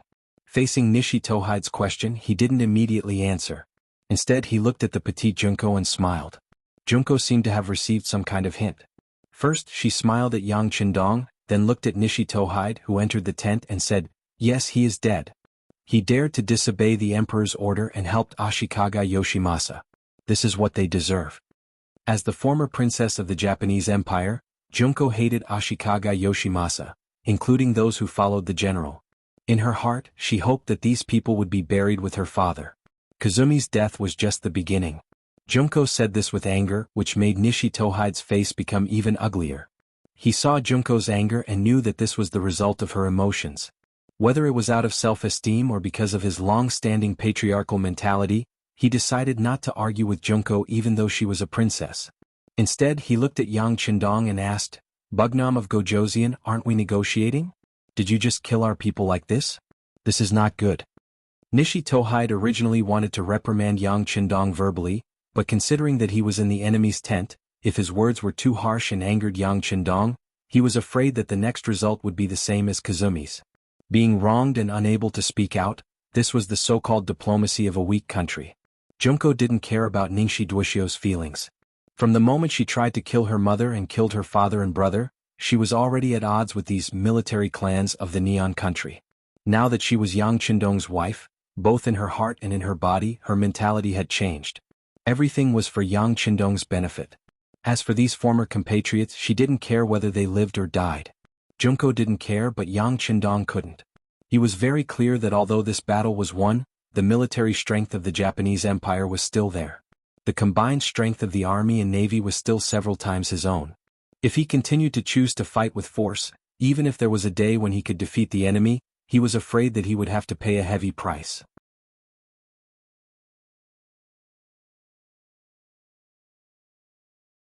Chapter 1082. None of this was what Yang Qindong wanted. What he wanted was to take over the entire Japanese Empire without breaking any bones. In order to achieve this goal, he knew very well when to be tough and when to back down. Now that he had opened the door, it was time for others to perform. Now, he had to think about how to preserve his strength in the coming chaos. And in order to do this, the first step was to convince Nishi Toshiru. No one said that we can't fight during peace talks, not to mention that we haven't reached any agreement yet. So, you don't have to feel wronged on this point. Yang Qindong said with a lofty look. Although he was already prepared to back down in terms of momentum before he achieved his goal, he still had to pretend that he was in the right and that he was not going to let go. Yang Qindong's words were like a heavy hammer hitting Nishi Tashiru's chest, making him a little breathless. But as a smart person and even the think tank that Ashikaga Yoshimasa relied on, he quickly heard the difference in Yang Qindong's words. The biggest difference between a smart person and a stupid person was that they could turn bad things in a direction that was beneficial to them. Those who did it well were smart and those who didn't did it well were stupid. Bugnam of Gojoseon, are you saying that as long as we reach an agreement, you won't fight with us anymore? Yang Qindong was a little surprised that Nishi Tashiru caught the meaning of his words so quickly. But this was good as it would save him a lot of effort. He nodded and said, yes, our 5-star army is also peace-loving. We have always had a friendly relationship with the Japanese Empire. This time, if you didn't attack my wife's family, do you think we would be willing to come all the way here to fight this war? Yang Qindong admitted it, which made Nishi Tashiru see new hope. He immediately said, yes, we acted recklessly before. I also sincerely apologize to Princess Junko for the death of the Emperor and Empress, and I am willing to compensate her. I just hope that Bugnam of Gojoseon will stop the war for the sake of the people who are suffering because of it. For this you can make any request. Nishi Tashiru's meaning was very clear. He was willing to compensate Yang Qindong, and he was even willing to make great concessions. He just wanted Yang Qindong to stop the advance of the 5-star army in exchange for a temporary peace in the Japanese Empire. Of course, it was also to free up the hands of Supreme General Ashikaga Yoshimasa to deal with all the opponents who jumped out, and to buy time for the reunification of the Japanese Empire. How could such a small idea be hidden from Yang Qindong? But this was exactly what he needed, so he nodded as if he didn't see anything. Well, seeing that you are so sincere, this king can consider it. No. Just as Yang Qindong finished speaking, Junko loudly objected. They killed my father Emperor, my mother Empress, and my brother. We can't let them go so easily. I want all the killers to pay with their lives. When Junko shouted like this, Nishi Tashiru's face became bitter. Originally he thought that things had taken a turn for the better, but if Princess Junko objected, it was really hard to say how things would develop. Well, women shouldn't interrupt when men are talking. Yang Qindong suddenly spoke. He changed his previous understanding look and said very seriously like a male chauvinist. It was as if he didn't know Yang Qindong. Junko widened her eyes and looked at her husband in disbelief. Was this still the teacher she admired the most from the bottom of her heart? Was this still the 6th young master who gave her the feeling of a gentleman and was the most considerate person? Was this still the king who she was willing to give up everything, including her body? At this moment, Junko's face was constantly changing. Did she think that she was deceived? Did she think that after her family left, she had found a home and a backer in her life? Did she think that this man who she had always had a good impression of and trusted the most would definitely avenge her? But everything that happened now clearly told her that all of this was impossible. The other party was still a person who put benefits first, a person who was cold and ruthless to achieve his goals. Did he just want to deceive her into writing the document to announce to the world? Did he just want to deceive her feelings and body? Junko still looked at Yang Qindong with a look of astonishment, and even the tears in the corners of her eyes couldn't stop flowing out. Those were tears of sadness, tears of regret. This scene stunned Ningxi Duoxiu, who was at the side. But what was even more surprising was that Yang Qindong turned a blind eye to all of this and said to the people outside the tent, "Come, send the 8th madam back to rest." Immediately, Beta Persei came in with Tu Longwei and politely asked Junko to leave. Junko didn't refuse. She knew that once Yang Qindong gave the order, everything she did would be in vain, so she was very cooperative. But when she left, she fiercely stared at Yang Qindong, as if everyone's hatred was undoubtedly expressed in this one glance. After Junko left, the big tent became quiet again. Yang Qindong looked at Ningxi Duoxiu, who was still in a daze, and said, "What's wrong? Don't you want to continue the negotiation?" Yes. Ningxi Duoxiu seemed to have just recovered, and took the initiative to say with some enthusiasm. Junko was escorted back to her tent, and then lay on the bed and cried bitterly. She once thought that even if her parents and brother left her, she would not be lonely, because there was a man who would take care of her, cherish her, and protect her. But all of this was destroyed because of what happened just now. She felt like she had just met Yang Qindong and regretted it. At the same time, she secretly hated herself for being so stupid.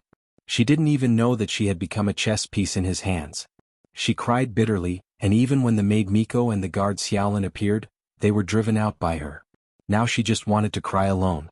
She cried for more than half an hour, and then under extreme mental exhaustion she fell asleep. She didn't know how much time had passed, until she felt a warm body on the cold bed.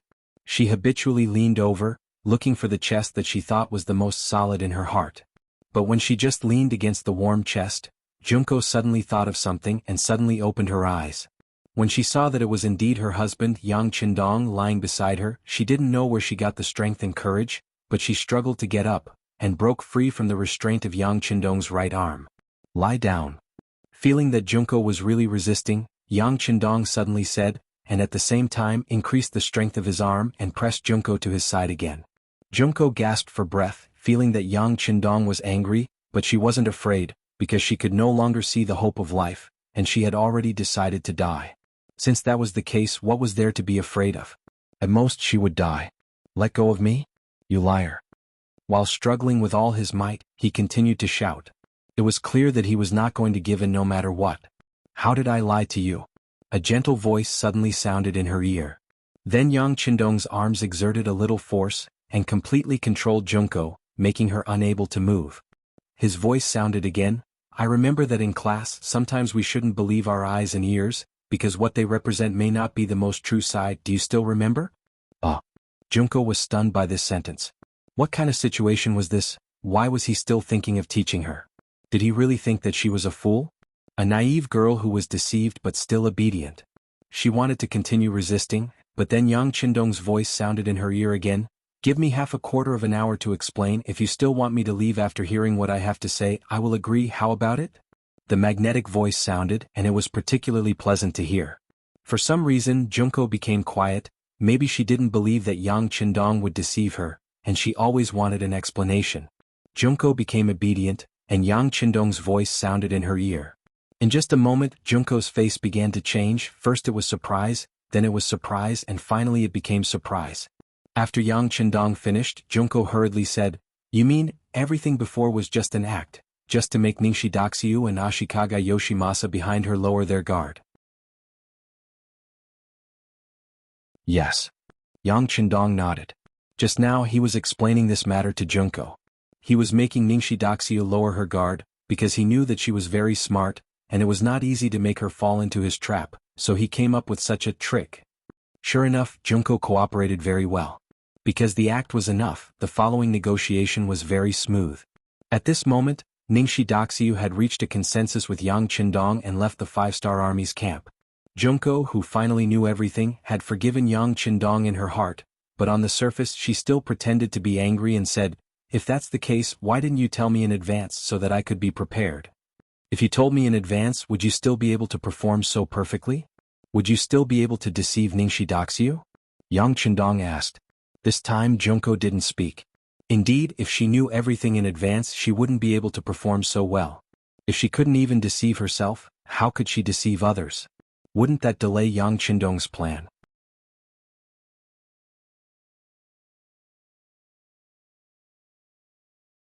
Chapter 1083. Seeing the understanding look on Junko's face, Yang Qindong chuckled. "Well, don't be angry. I didn't have a choice just now. Besides, Nishi Toshihida has promised that it won't take long for him to be sent to the camp. At that time he will be handed over to you. You can deal with him however you want, okay?" Yang Qindong took the initiative to explain, apologize, and reason. He showed his sincerity. With his current status, it was very difficult for him to say these things. Junko knew that going too far was as bad as falling short. She smiled and said, "Well, since you are so sincere, then I will forgive you." "It's just forgiveness.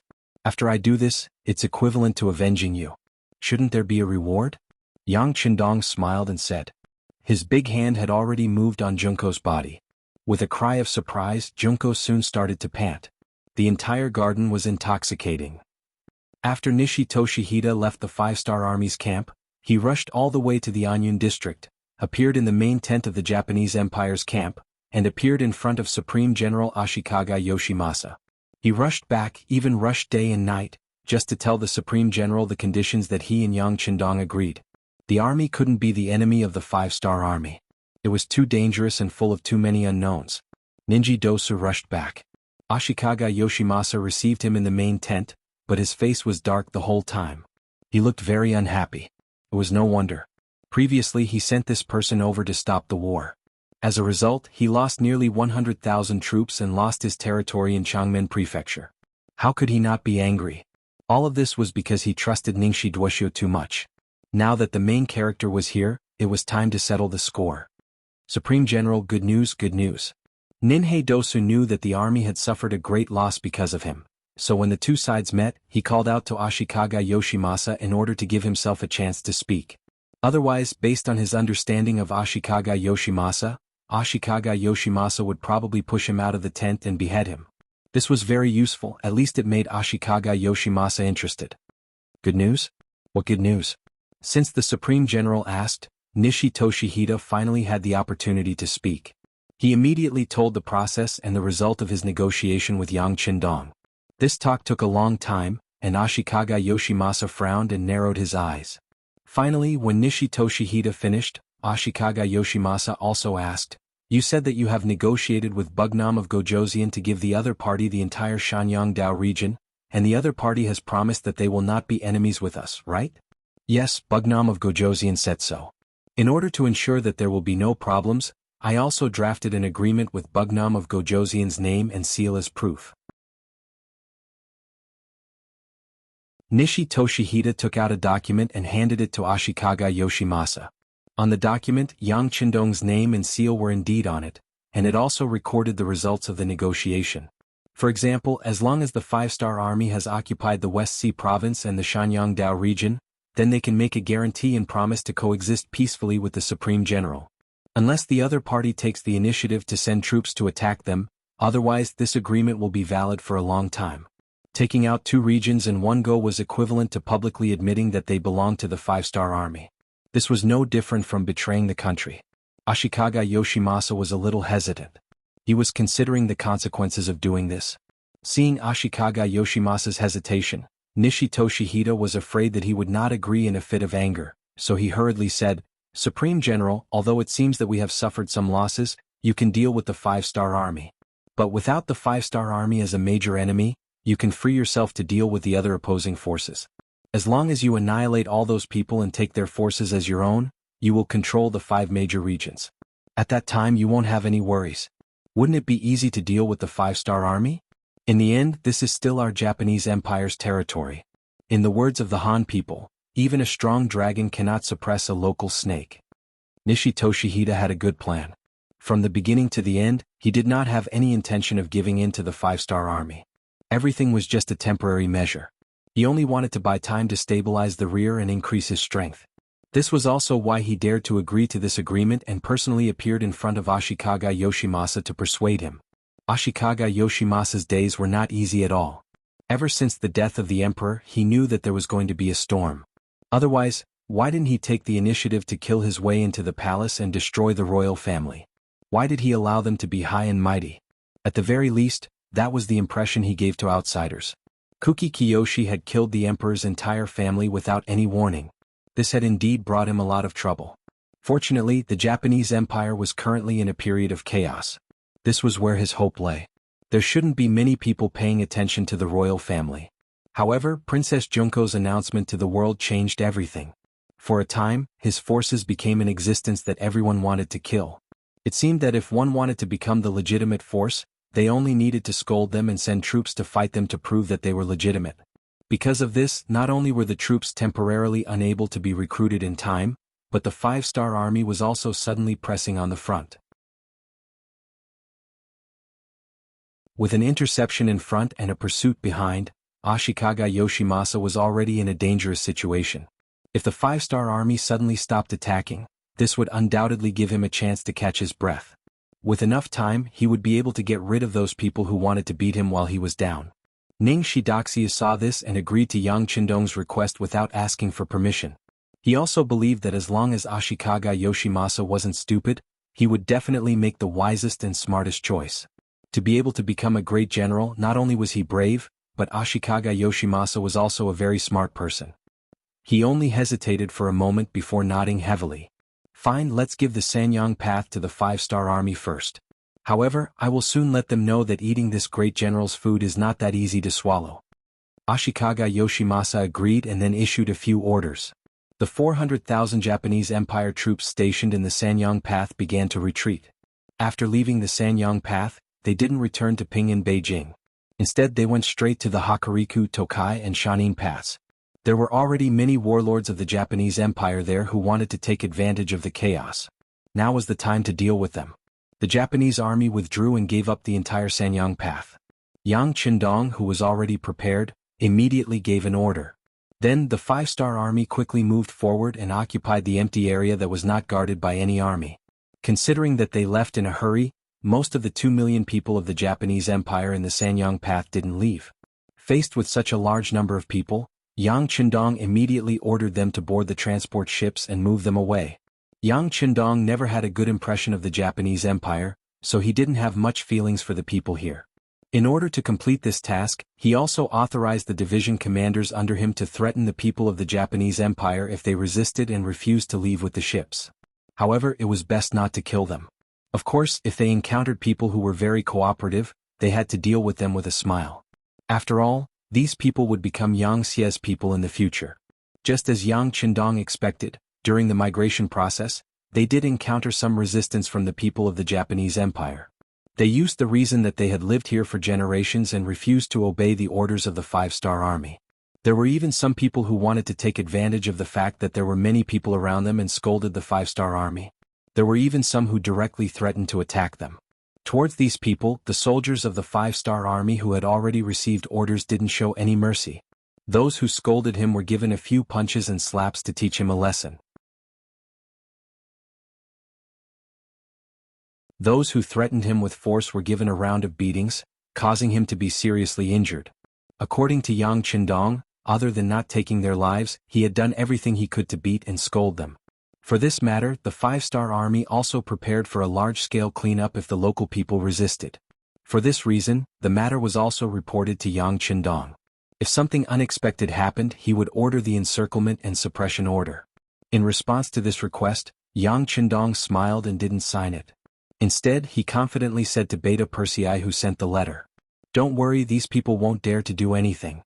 As long as we show enough strength, they will definitely be more obedient than anyone else." Yang Qindong was used to the development and current situation of the Japanese Empire in later generations, so he naturally understood them very well. So when this order was issued to the army, some people thought that the 6th young master was too confident. Seeing that they were about to leave their homeland where they had lived for many years, how many people would be willing to obey? Regardless of whether the people below had doubts or not, the truth was the most real thing.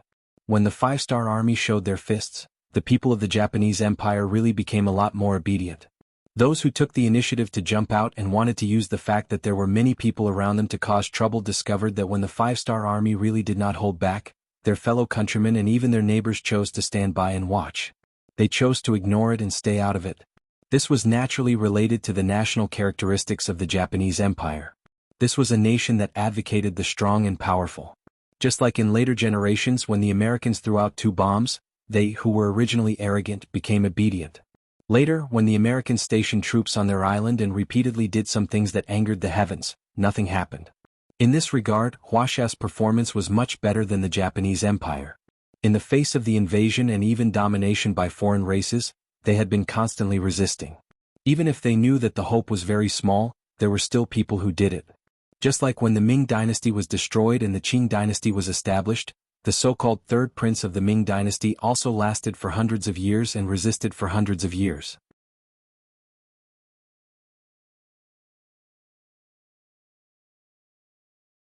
Chapter 1084. Speaking of which, after the 5-star army showed their fists, the 2 million citizens of the Japanese Empire began their migration. For this reason, Yang Qindong had already informed the various provinces and regions to prepare for the reception work. At the same time, the citizens of the various provinces who were preparing to migrate to the Japanese Empire began to move towards the Japanese Empire.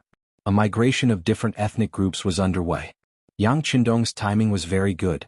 While Ashikaga Yoshimasa was clearing out the internal forces, he carried out his own activities to minimize the possibility of being harassed and disrupted.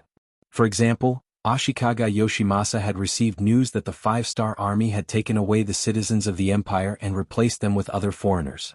However, he couldn't do anything about it. At the moment he was focused on clearing out and dealing with the other domestic forces.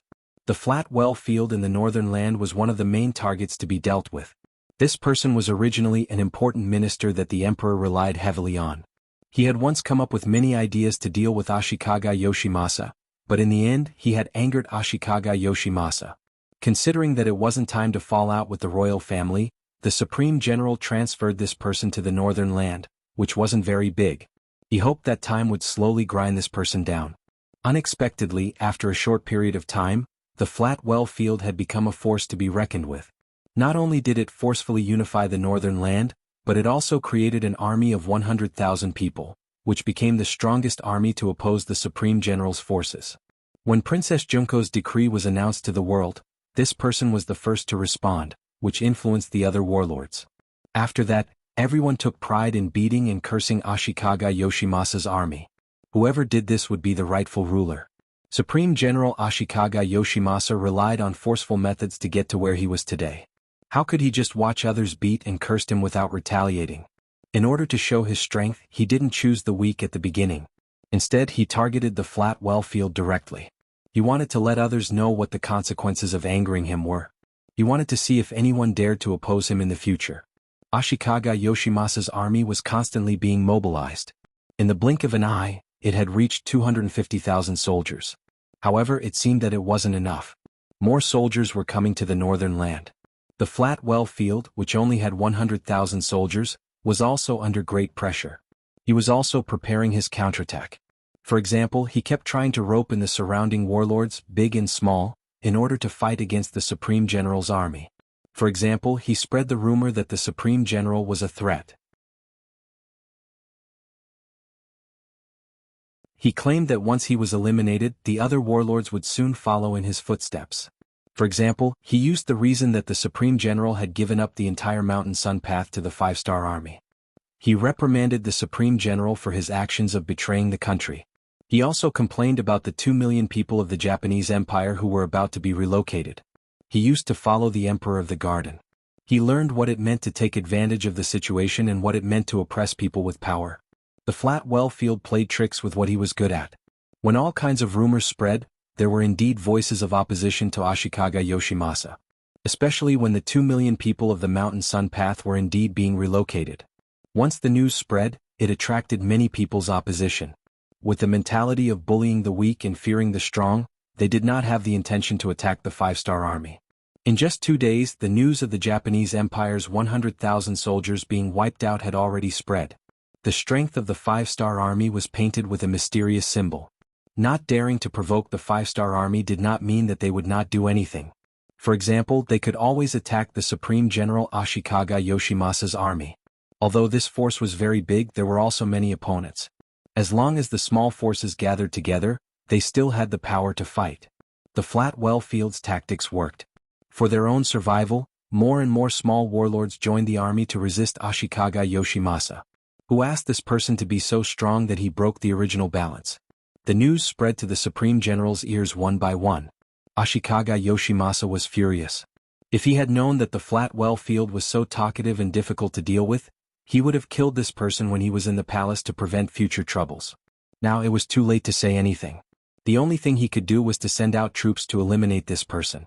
With this as an example, he wanted to see who would dare to make an enemy out of him. After Yang Qindong came to the Japanese Empire, an even bigger civil war broke out. After gathering an army of 300,000, Ashikaga Yoshimasa personally took up the role of the Supreme General and began to attack and occupy the Hokuriku. The flat well field also joined forces with the 50,000 warlords in the surrounding area. Thus, a chaotic war between the 400,000-strong army began. When an even bigger civil war broke out in the Japanese Empire, the one who was happy was Yang Qindong. Taking advantage of this opportunity, he methodically moved the citizens of the Japanese Empire in exchange for a large number of foreign citizens. He continued to forge a new Japanese empire. At the same time, even more foreign allied forces were sent to the front lines of the Japanese Empire. After the original Foreign 1st Division, the Foreign 2nd Division, and the Foreign 3rd Division, the Foreign 4th Division and the Foreign 5th Division also arrived. The five-star army's army in the Japanese Empire reached 200,000 people. There were 150,000 of them on land and 50,000 on the sea. It was fine if he didn't make a move, but when he did, it would be a war that would destroy the country. This was how decisive Yang Qindong was when doing things. He had been eyeing the Japanese Empire for a long time, but the time hadn't come yet. The moment he made a move would be the moment when the entire Japanese Empire changed its name. The Japanese Empire's territory wasn't small. The main thing was that it had a large population. The various powers intertwined with each other, and there were even specialized samurai and ninja armies. Furthermore, the internal structure of the island was complicated, and it wasn't easy to take it down. It would take a long time. The war here also left Yang Qindong and part of the Five-Star Army's main force here. In the outside world, when they found out that Bugnam of Gojoseon and part of the Five-Star Army's main force were left behind in the Japanese Empire and couldn't leave, some powers became restless. Since the establishment of the Five-Star Army, which was known as a mercenary army, was terrifyingly powerful. They were good at fighting like a snake swallowing an elephant. They were good at fighting lightning and quick battles. At the same time, they had also won countless battles with a small number of people. It was precisely because of these characteristics that Wuxia was able to develop and grow, but at the same time, it was also feared by many powers. Because until now, no one knew what the Five-Star Army's ultimate goal was. What did they want to do? To what extent did they want to expand? If it was said that before, some people thought that Wuxia was just making a small fuss, and that the places he chose were barren and barren, then with North Korea, Luzon, and especially now with the war against the Japanese, these thoughts were finally about to change. Whether it was the grassland, the Phnom Penh dynasty, the Awa dynasty, or other places, although they were also a power, they weren't very important in everyone's eyes. The poverty of the grassland was well known. Otherwise, there wouldn't be expansion and invasions time and time again, and there wouldn't be the saying of threshing fields. The various powers in the south, from the earliest Jiaoji and Lansang kingdom to the later Phnom Penh and Awa kingdom, had always been regarded as barren and uncivilized areas. Even if someone occupied those areas, they wouldn't be seen as a big threat. However, when these areas all belonged to the same power, and the Five-Star Army had successively conquered Luzon and North Korea, and started to march towards the Japanese Empire, the various powers finally became vigilant and felt a sense of crisis in their hearts. They knew that if they continued to underestimate the Five-Star Army in Wuxia, there would be a day when they would become the next target. Among them, the great Ming dynasty, which was famous in the vicinity and was often regarded as one of the most powerful states in the Celestial Empire, was the most worried. The Emperor of Baiming Zhu was one of the most worried. Looking at the map in front of him, other than the southern Ming dynasty in the south and the northern wasteland in the north, his west and east were all occupied by the Five-Star Army. In other words, if he were to encounter danger, he wouldn't even have a place to retreat. Although Baiming's strength wasn't bad, especially in the past few years, they had been vigorously developing their military, allowing them to have an army of several million soldiers. This gave them a feeling of transcendence when facing any power. However, when facing the Five-Star Army, he still didn't have enough confidence. We can't let the Five-Star Army continue to develop like this. Zhu Qiu looked at the map on the wall and muttered to himself, but it was as if he had made up his mind. Ever since he received the 5 million taels of silver from Yang Qindong and established the Baiming Bank, Zhu Qiu used various methods to increase the amount of silver he could use. His self-confidence also continued to grow, and some of the goals he had set before also began to change. His original plan was to defend against the invasion of the grassland tribes in the west, defeat the southern Ming dynasty in the south, and unify the Ming dynasty. As for the Five-Star Army, being able to be a king with a different surname was already a great honor. But now this plan had to change. It wasn't for anything else, but because the rise of the Five-Star Army was too fast. It was so fast that it had already become a colossus, an existence that couldn't be ignored. If they weren't careful, it could even become the biggest threat. There had never been any true friendship between countries, only mutual benefits. In the past, the Five-Star Army had the opportunity to continuously develop and strengthen, but it hadn't reached a level where it could make people wary. At most, they would be afraid. However, now that the war with the Japanese Empire had begun, according to the Five-Star Army's usual practice, it was very likely that it wouldn't be long before this place became one of the new Yangtze's territories. At this moment, some people could no longer endure. First, Baiming's Zhu Qiu made a move. He didn't even inform any of the court officials. Perhaps he was already a little worried about these people. He sent out a group of eunuchs who were completely loyal to him. he sent eunuchs secretly to the southern Ming Empire and the grasslands. For the sake of safety, even the chief eunuch Jianghu was bypassed. However, because this person's goal was too big, some confidential matters were left in his hands, making people feel uneasy. This time, Zhu Qiu found the Imperial Horse Supervisor Eunuch and East Factory Manager Gao Rang, who was second only to the Ceremony Directorate of the 24 Directorates. He handed the matter over to him to handle.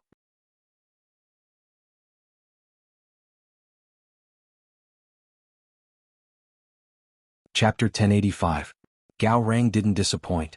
He quickly found his confidants and arranged for them to secretly travel to the southern Ming Empire and the Wara's leader, Yes Hen. To be able to become the leader of a faction, all of them were intelligent people. Even if they were confused for a short while, they would quickly make the right choice after being reminded. There was no doubt that the southern Ming Emperor Zhu Qizhen and the Wala's leader Yes Hen were both such people. The southern Ming Empire was currently considering its own unification. It seemed like the problem of the little prince of Nanming had been solved, but Zhu Huichen, the prince of 3 provinces, had appeared. Just as they were thinking about how to deal with this person, Ming took the initiative to express goodwill and said that they wouldn't amass a large number of troops at the border. This was like someone sending a pillow to Zhu Qizhen when he was sleepy. Zhu Qizhen had no reason to refuse. The Wara's leader, Yes Hen, was also having a headache recently. Because of the terrain, he was currently sandwiched between the forces of Ming, the 5-star army, and the Ili. There was limited space for him to move around, especially when the 50,000 Liaodong Iron Cavalry appeared. They would occasionally find opportunities to attack him, giving him a headache. The Emperor of Ming suddenly sent an envoy to express goodwill. This was exactly what he wanted, so there was no reason to refuse. Thus, in a short period of time, Zhu Qiu's art of coordination had already reached a certain level. Without the constraints of the southern Ming Empire and the grasslands, he could finally relax and focus on developing his own strength. Thus, he did 2 things in succession. First, increased the support for the Liaodong Iron Cavalry. Relying on the large amount of gold and silver that Ming Bank had obtained a while ago, he increased the investment in the reserve soldiers of the Liaodong Iron Cavalry. This was to achieve a truly strong army in a short period of time. Second, they could send someone to cross the sea to contact Ashikaga Yoshimasa and express their willingness to send troops to help. While disrupting Yang Qindong's plan to conquer the Japanese Empire, they could also obtain sufficient benefits for themselves. In Zhu Qiu's eyes, he had never taken the Japanese Empire seriously. In his view, it was just a small island country. Although the population was not small, after all, they had only lived on the island for generations. Whether it was the background or vision, they were too far away from him. Such a country could not have any great prospects, let alone pose any threat to the great Ming dynasty.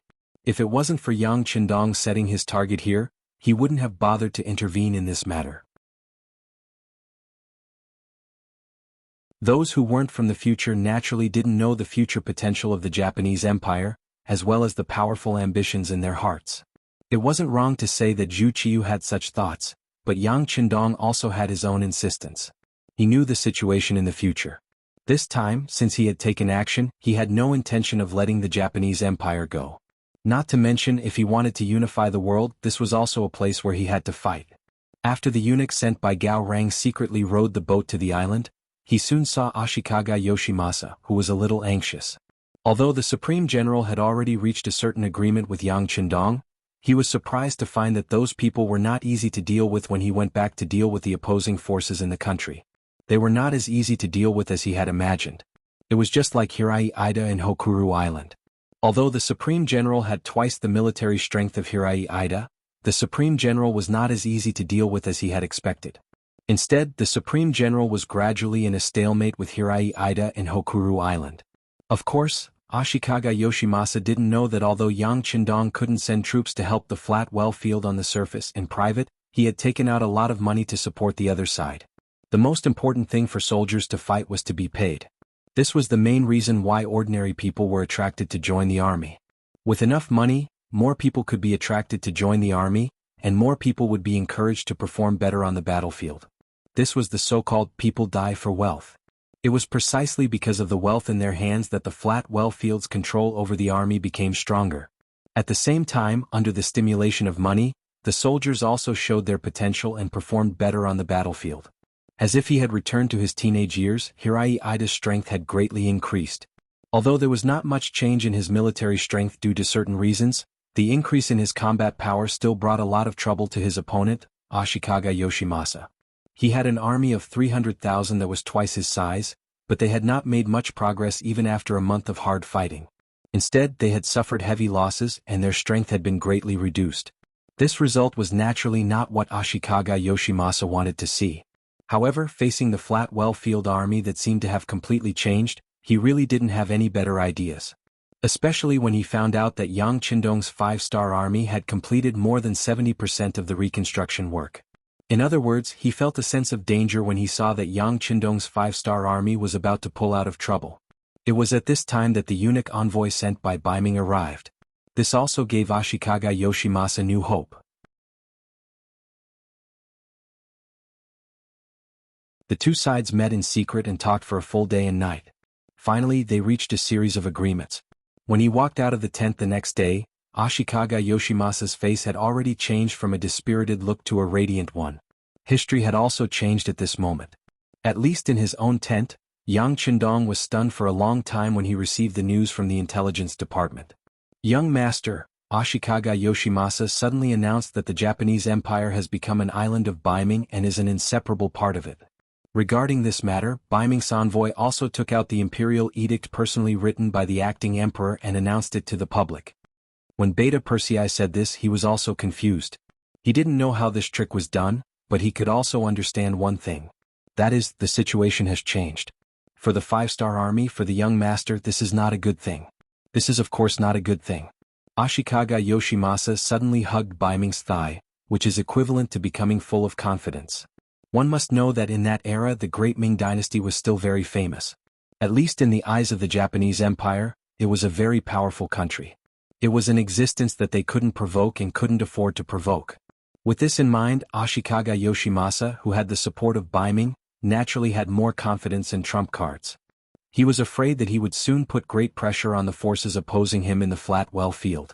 The situation of the war would also change. Of course, the pressure that brought Yang Qindong was that Ming suddenly made a move and fully supported Ashikaga Yoshimasa. In this way, it would undoubtedly be much more difficult for him to send troops to occupy this place. This is because once Yang Qindong continues to use force, it would be tantamount to becoming an enemy of Ming. At least until now, he had not fully prepared himself in this regard. Investigate again. Yang Qindong, who said this to Beta Persei, sat in the chair and slowly closed his eyes. Not fully prepared mentally in this regard did not mean that he was not prepared. For example, after several years of development, and after investing a huge amount of money and material resources, the first city was already self-sufficient. This was also Yang Qindong's preparation for the possibility that Ming might suddenly cut off his transportation line. The origin city might be barely self-sufficient, but in the far eastern region of the Siberia region, the supplies there were still very scarce. If this line of communication was cut off now, the impact on that region would be very great. Considering that the great Ming dynasty's genie guards could be said to be everywhere, Yang Qindong believed that Zhu Qiu should be aware of the army he sent to Siberia. This was why he played such a trick in order to curb the development of the 5-star army. It could even be regarded as a warning. Zhu Qiu's move really made Yang Qindong very uncomfortable. The best way he could do now was to retreat. For example, withdraw from the Japanese Empire and return the territory he had previously occupied in order to show goodwill to Ming and keep the transportation line unblocked. After solving these problems in the future and having the strength to compete with Ming, he would send troops to the Japanese Empire. Yang Xie's development seemed to be very fast, and the progress was very smooth. However, in the end, their foundation was still too weak, especially with the rapid expansion plans, so many occupied places were not safe. From time to time, civil strife would break out in some areas and provinces, and it would take some effort to pacify them. Internal stability was a big problem, and the lack of military strength also gave Yang Qindong quite a headache. Considering the elite route, considering that the morale of the people was not very stable, and the expansion of the troops was also a problem, the size of the 5-star army had always been small. Although the 5-star army had been expanding again and again, especially the appearance of the foreign coalition army, it was still too small compared to Ming, who already had 4 million soldiers. It was precisely because of this lack of manpower that Ming saw the opportunity and dared to jump out at this time to help Ashikaga Yoshimasa and take the opportunity to suppress him. Of course, in addition to retreating, Yang Qindong had another way, and that was to continue to do things his own way and continue to attack the Japanese Empire with the risk of falling out with Ming. Moreover, Ming without the navy could only help the Japanese Empire with limited help. It was just that in this way the pressure on him would be too great. It was possible that the transportation line would be cut off, and even Shirkai would become an isolated city in an instant, and it might be besieged by the Ming army at any time. There was a saying that went, "For small gains lose big gains." If he made the second choice, the result might be like this. Then it was better to choose the first choice, recharge his strength and wait for the next battle when his wings were full. If it was anyone else, they would probably choose the second choice. Even if there was any reluctance, they would have to give up all the benefits in front of them. But this matter fell on Yang Qindong's head, and he really wanted to take the risk. Someone call Wang Shan over. After closing his eyes for a long time, Yang Qindong suddenly opened his eyes again, and his voice was clearly heard. Soon, the exclusive telegrapher Wang Shan came to Yang Qindong's tent with the radio station.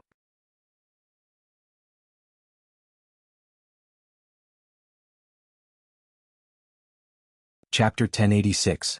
Ashikaga Yoshimasa had suddenly become a member of the Ming imperial court. Even though the current Ming imperial court was not as glorious as the Ming dynasty, it still put a lot of pressure on the other warlords of the Japanese Empire.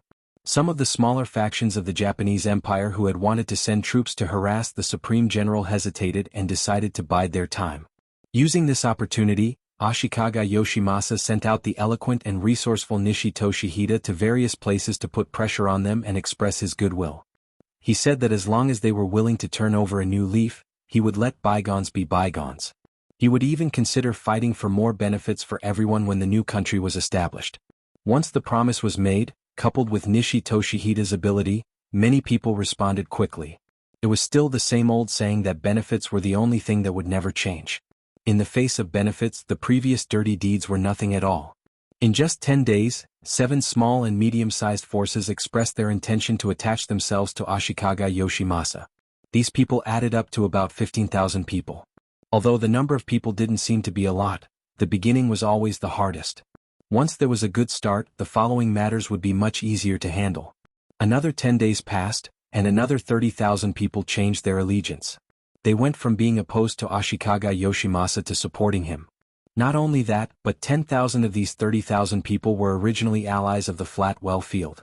With this change in attitude, the Flat Well Field was facing a crisis. When the factions weren't as united as one, Supreme General Ashikaga Yoshimasa took this opportunity to launch a counterattack.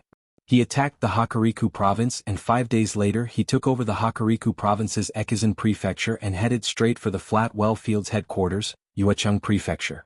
2 months had passed since Yang Qindong took over the jurisdiction of the Shanyang Path. The migration of the people had been completed, and the people transferred from other provinces were trying their best to integrate into the environment and climate. In half a month, the land distribution would be completed. When that time came, if someone came and wanted to reoccupy the land, even if Yang Qindong agreed, the people who had received the land would not agree. Yang Qindong had already made a decision about Ming's interference in the Japanese Empire. He didn't choose to back down and instead he chose to face. Firstly, the current chaos in the Japanese Empire was the best opportunity for him to make a move. If he backed out now, he didn't know when such a good opportunity would appear again. Secondly, compared to his own goal, Yang Qindong's time was tight. It wasn't hard to imagine. He definitely wouldn't allow his limited time to waste on the Japanese Empire. So what if it was Ming? If it was a confrontation, then so be it. He was no longer the great Ming dynasty, and even if he was, he wouldn't be afraid with the advantage of Okura. Speaking of Okura's advantage, Yang Qindong had already sent a telegram to the Army Command Headquarters. He ordered the Deputy Commander Lung Song to send the 4th Division of the 1st Army and the 7th Division of the 2nd Army from Southeast Asia to the Japanese Empire using transport ships. This time, not only were they using 2 firearms but they were also using a lot of cannons. Yang Qindong was ruthless. If Ashikaga Yoshimasa resisted too fiercely, he wouldn't mind using cannons to teach him a lesson. In short, this time he would definitely destroy the Japanese Empire. Before this, Yang Qindong first contacted Tiger's Mane Yumian and the others in the first city. He directly told them that once he continued to make a move in the Japanese Empire, it was very likely that Ming would cut off the transportation line. At that time, The other party wouldn't be able to be self-sufficient while also ensuring the basic supply of supplies to the Far East. The first city had only been built for a few years. It was already very difficult to be self-sufficient without the support of Chichen City. Now they still had to provide help to the Far East. Although it was only a basic supply, the pressure was still not small. In this regard, Yang Qindong didn't have too many expectations. However, to his surprise, after some discussion, Tiger's Mane and Yu Mian quickly replied that there was no problem. When they made this answer, only God knew how much pressure they were under. When Yang Qindong received the reply, he was excited. At the same time, he asked Wang Shan to call back and thank Tiger's Mane and Yu Mian for their sacrifice for the overall situation. At the same time, he would solve the matter of the Japanese Empire as soon as possible and reopen the transportation line. Not to mention that Yang Qindong was making all kinds of preparations and efforts. Ashikaga Yoshimasa was also not idle. After receiving the support of Ming, he seemed to have become the embodiment of justice and the orthodox existence. More and more forces had joined him, and many of the middle forces were wavering. It could be seen that it wouldn't be long before these people would also choose him. This directly caused a lot of pressure on Shuichi Hirata. Their original allies had either rebelled or wavered. In any case, it was impossible to count on them to contribute any more. The original army of 150,000 people had been reduced to less than 100,000 people. Ashikaga Yoshimasa also began to sound the horn of attack. It seemed that he wanted to take advantage of the situation to settle the situation. The reason why Ashikaga Yoshimasa was so confident was because of Kobayakawa's secret surrender. Kobayakawa was a force with nearly 20,000 soldiers. With his strength, he was worthy of being called a big name. Initially, he didn't like Ashikaga Yoshimasa, or perhaps he wanted to use this opportunity to gain benefits. That was why he formed an alliance with the so-called like-minded Flatwell Field, causing quite a lot of trouble for his opponents. After Zhu Qiu's move, Ashikaga Yoshimasa's confidence began to increase, and it also changed Kobayakawa's mind. Especially after secretly meeting Nishidaxu, the balance in his heart finally changed. Nishidaxu was a very smart person. This time, not only did he want Kobayakawa to be his pawn, he also asked him not to announce his surrender. He wanted him to be prepared to deal a heavy blow to the Flatwell Field at the crucial moment. This was to prove that he had joined the great general's camp. Kobayakawa, of course, would not refuse. He agreed immediately and began to wait for the opportunity. When he finally saw the great general's attack, he knew that he was about to be put to good use. He secretly mobilized his troops and was prepared to attack the Flatwell Field at any time. But at this time, a piece of news came that made him hesitate. In just 3 days, 6 leaders of the Japanese Empire who had defected to Ashikaga Yoshimasa's forces were secretly assassinated. After the incident, there was no clue at all. The identity of the murderer became a mystery, making the situation that seemed very clear become blurred again. The sudden assassination plan made Kobayakawa, who was prepared to take action, hesitate. His many years of experience told him that this matter was strange. If he didn't understand what was going on, he might regret it for the rest of his life if he made a decision casually. There were many people who had the same idea as Kobayakawa. After all, 6 people died in 3 days. If it was a coincidence, no one would believe it. Then the question was, why did they die? Why were they killed so quietly? Considering that these 6 people were born in different places, had different levels of power and influence, and were quite different in age, they all had one thing in common, which was that they had all opposed Ashikaga Yoshimasa. Now they had changed to support him, which was very scary. Could it be that their action of going back on their words angered someone? From the looks of it, to be able to kill 6 people without leaving any evidence behind, just this point alone was not something an ordinary person could do. Could it be the Flatwell Field? After all, this person had stayed by the side of the emperor. More importantly, he was born in a ninja family. With such an inheritance, it was not strange that he could do such a thing. But could it really be him? Was he trying to warn others? The Flatwell Field, who was being speculated by everyone, was also secretly sad at this moment in Echu Prefecture of Hokuriku. The assassination was really not his doing.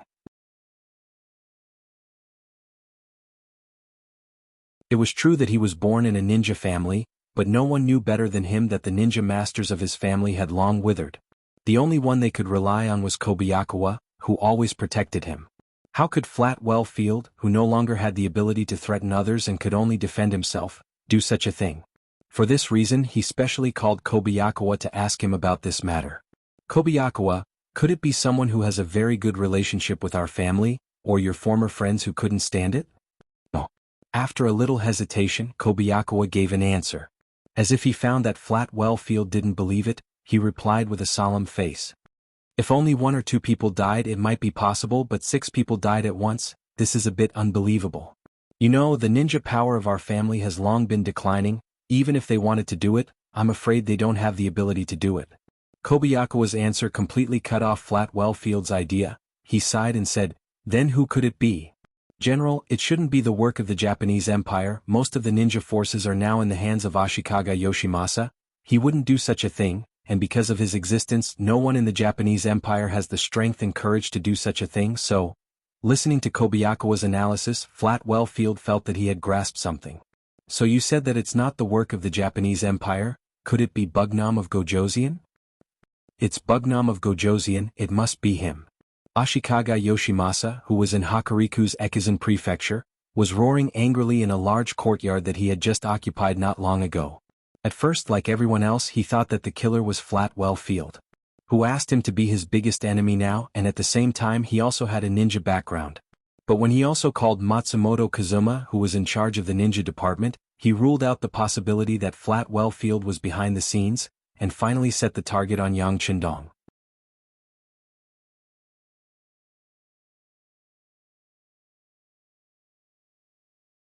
Chapter 1087. To be honest, after the eunuch sent by the Emperor of Ming announced the imperial edict, Ashikaga Yoshimasa had been waiting for Yang Qindong to negotiate with him. In his opinion, since the master behind him had already spoken, how could a mere king with a different surname not know when to advance or retreat? Then shouldn't he return the Shanyang path and even give up the Shihai path that he first occupied? Yang Qindong was a king with a different surname, and he was a king with a different surname with some strength. But so what? In Ashikaga Yoshimasa's eyes, since the Emperor of Ming had spoken, even the most powerful subjects had to back down. The imperial power of the great Ming dynasty was supreme, and he had never heard of a subject who dared to openly oppose it.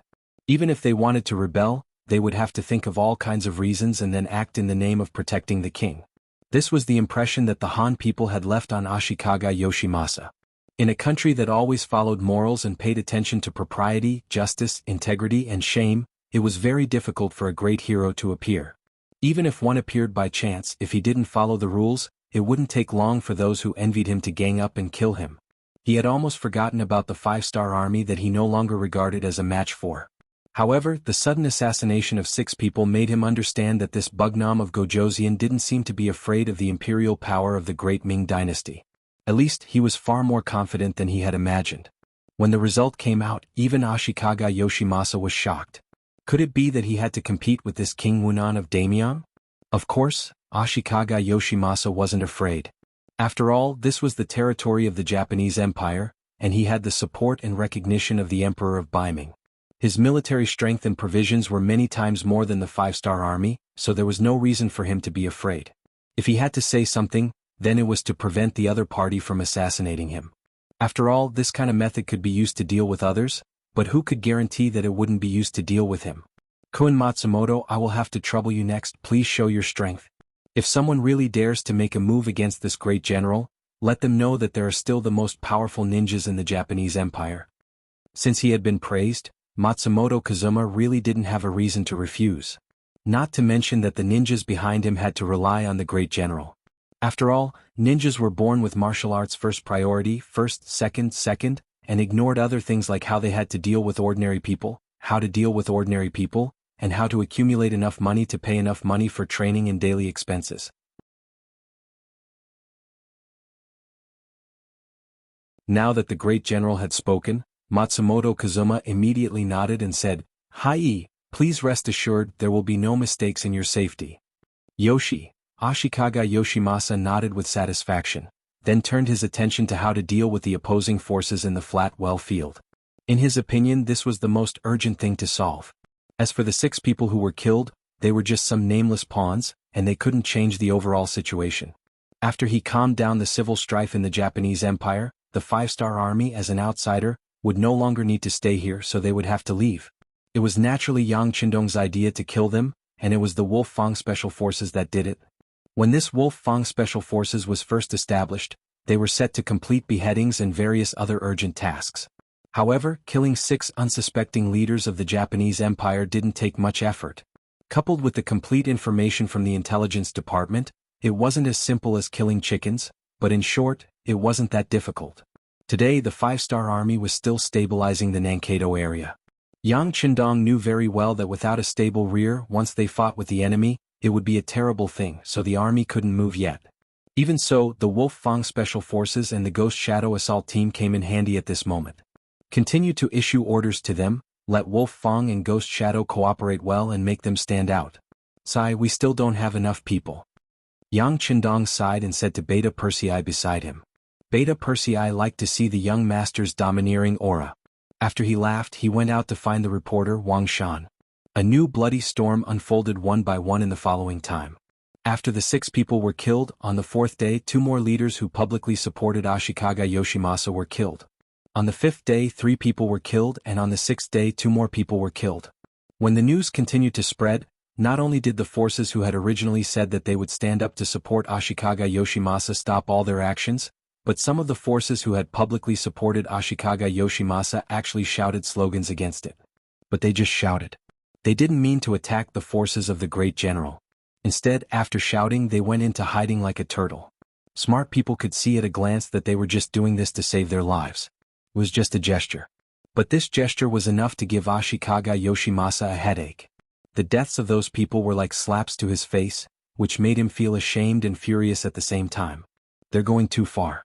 Kun Matsumoto, please send experts to check how those people died. I really don't understand. Don't they know how to be vigilant?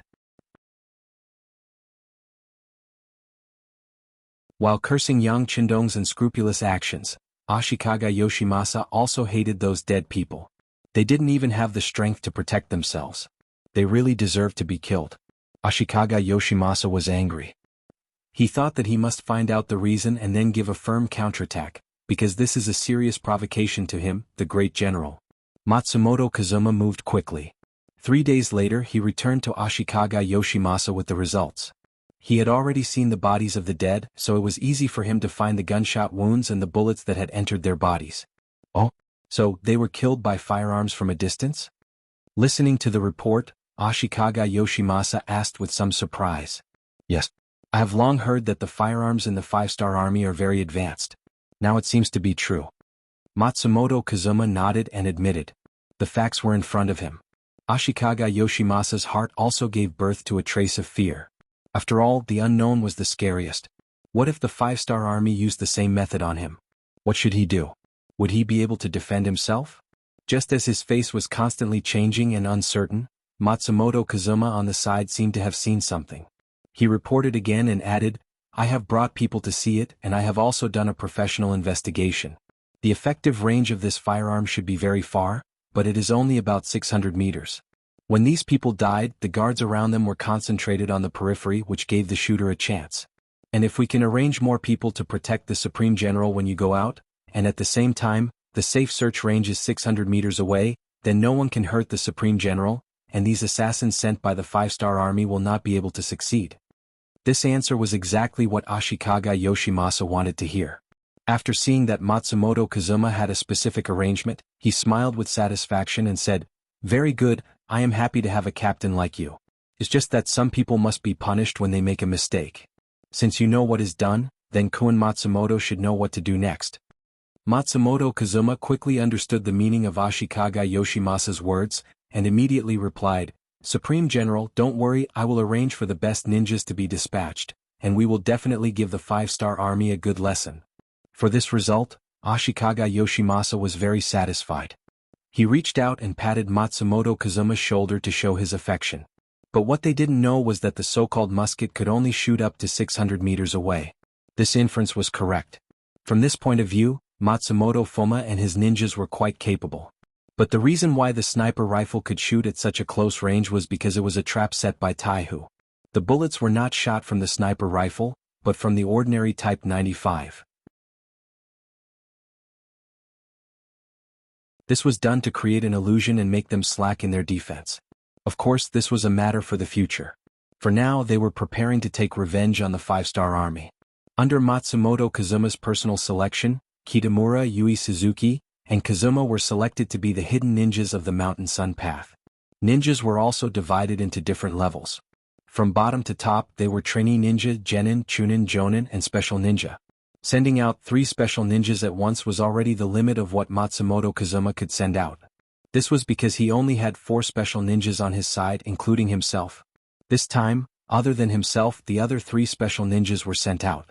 Only the 3 special ninjas were sent out, and there were no other ninjas to assist. Matsumoto Kazuma wanted to achieve the goal of being silent. He didn't want to send out too many people and leak the location of the ninjas. The 3 special ninjas were sent out in secret.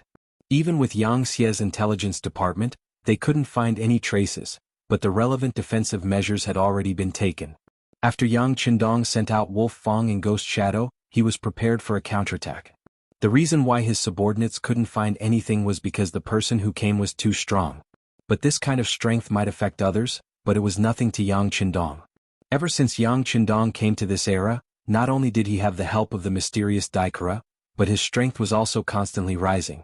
Especially as Yang Xie's forces grew bigger and bigger, after he made a request, some famous martial artists were found and sent to Yang Qindong. After talking with these people, Yang Qindong's strength was also constantly rising, and he had already touched the threshold of half-step Grandmaster.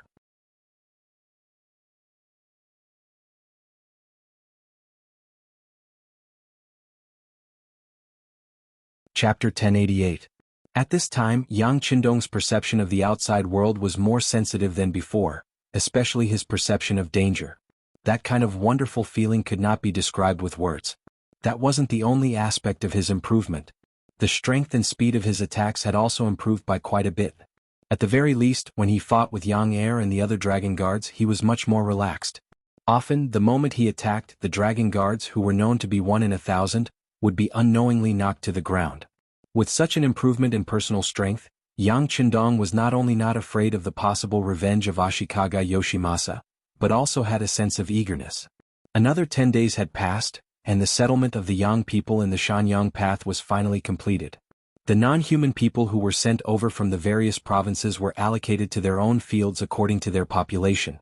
Some businesses had also started to be established, and things that were closely related to the people such as grain stores and salt stores were also opened one after another. This had greatly stabilized the local situation and the hearts of the people. Not only that, the 4th Division and the 7th Army who were ordered to come had also arrived. After a short day of rest, they could accept the mission and attack the Japanese army at any time. A large number of rice grains were also being transported to the island on the transport ships. Yang Qindong put on the appearance of a protracted war. In fact, the Japanese Empire, which had a population of 12 million, was worth some effort. What Yang Qindong wanted was the population base here. If used well, it would become an excellent reserve warehouse for soldiers, which would solve many of his problems with the source of soldiers. Because of the geographical advantage, the Japanese Empire could be isolated in a corner. No matter what changes happened in the outside world, the development of the Japanese Empire could be carried out in an orderly manner. This could be seen from the fact that they had a population of 12 million, although they only had an area of less than 380,000 square kilometers. For example, Siam, which had been occupied by Yang Qindong, had an area of more than 510,000 square kilometers, but in terms of population, it was only 7 to 8 million. Naturally, considering his hatred for this ethnic group, Yang Qindong did not rule out the possibility of using large firearms. Once he was angry, so what if he accepted fewer soldiers? He would teach this ethnic group, who bullied the weak and feared the strong, a lesson and let them know that they were just a small branch of Wuxia. Even if he wanted to take action, he would need a valid reason. After all, the previous peace treaty was still there. Yang Qindong already had a plan for this. He knew how to lead the outbreak of this war, but before he started, there was one more thing he needed to solve, and that was the killer sent by Ashikaga Yoshimasa. Although there was no evidence and there was no information about the other party, Yang Qindong judged others by himself.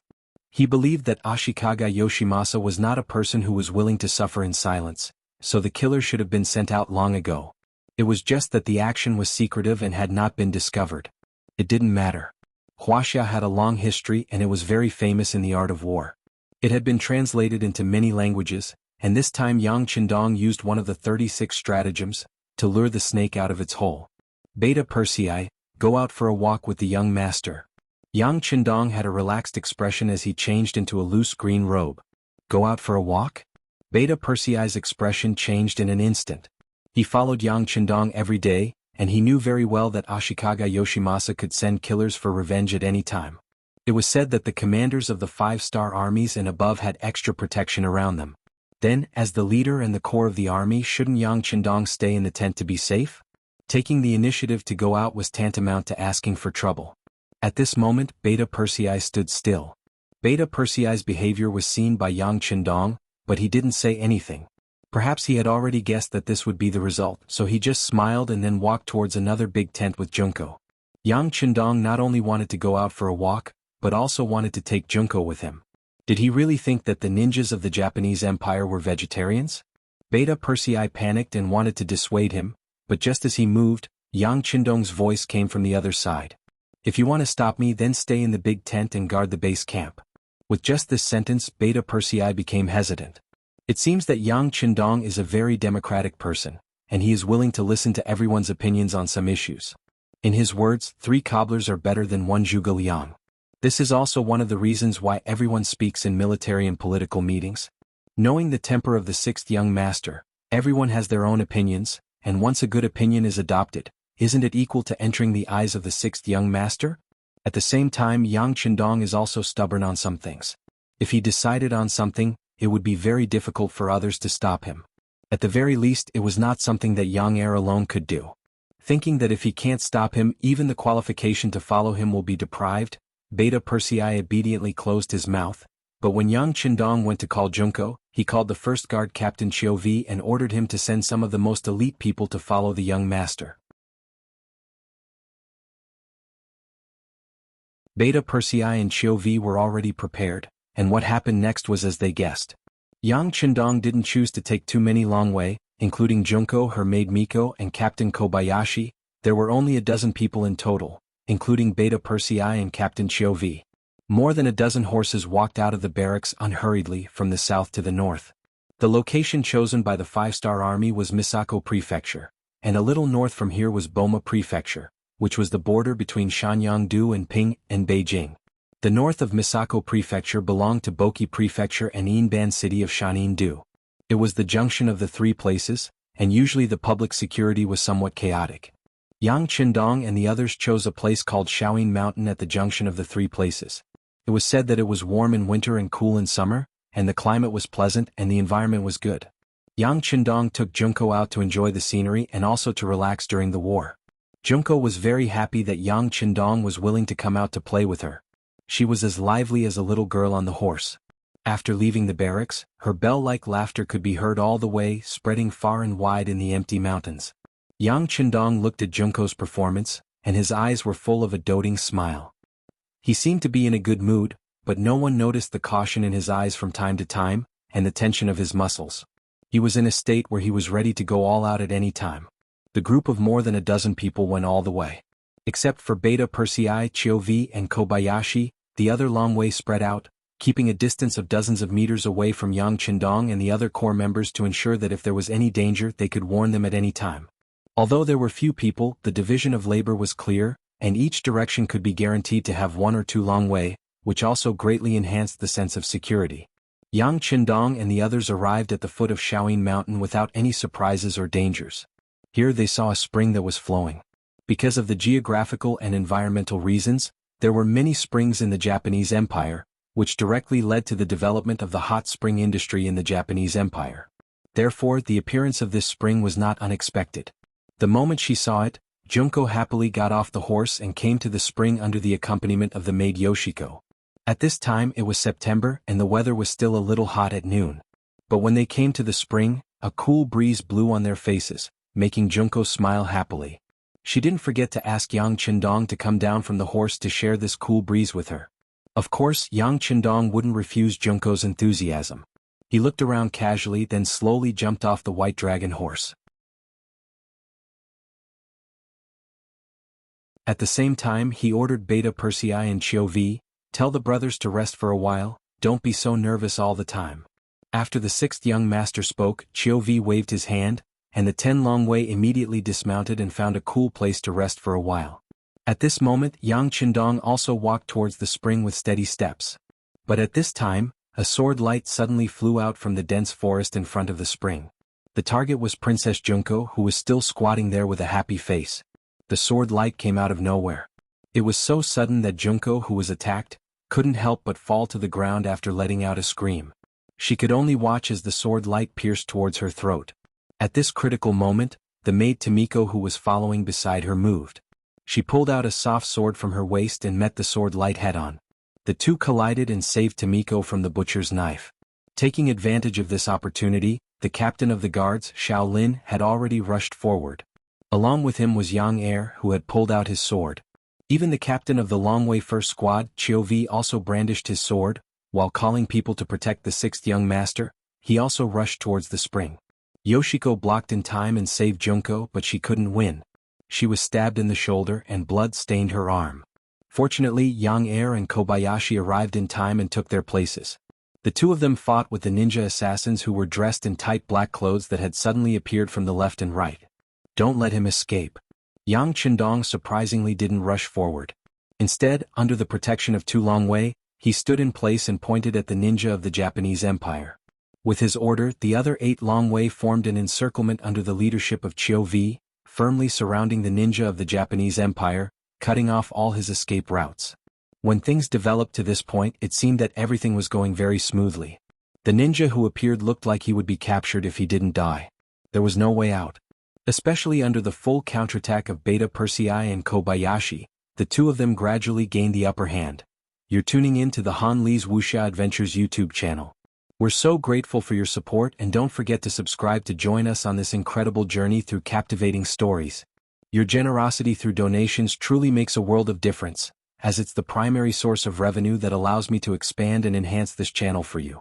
Thank you from the bottom of my heart for being a part of this adventure.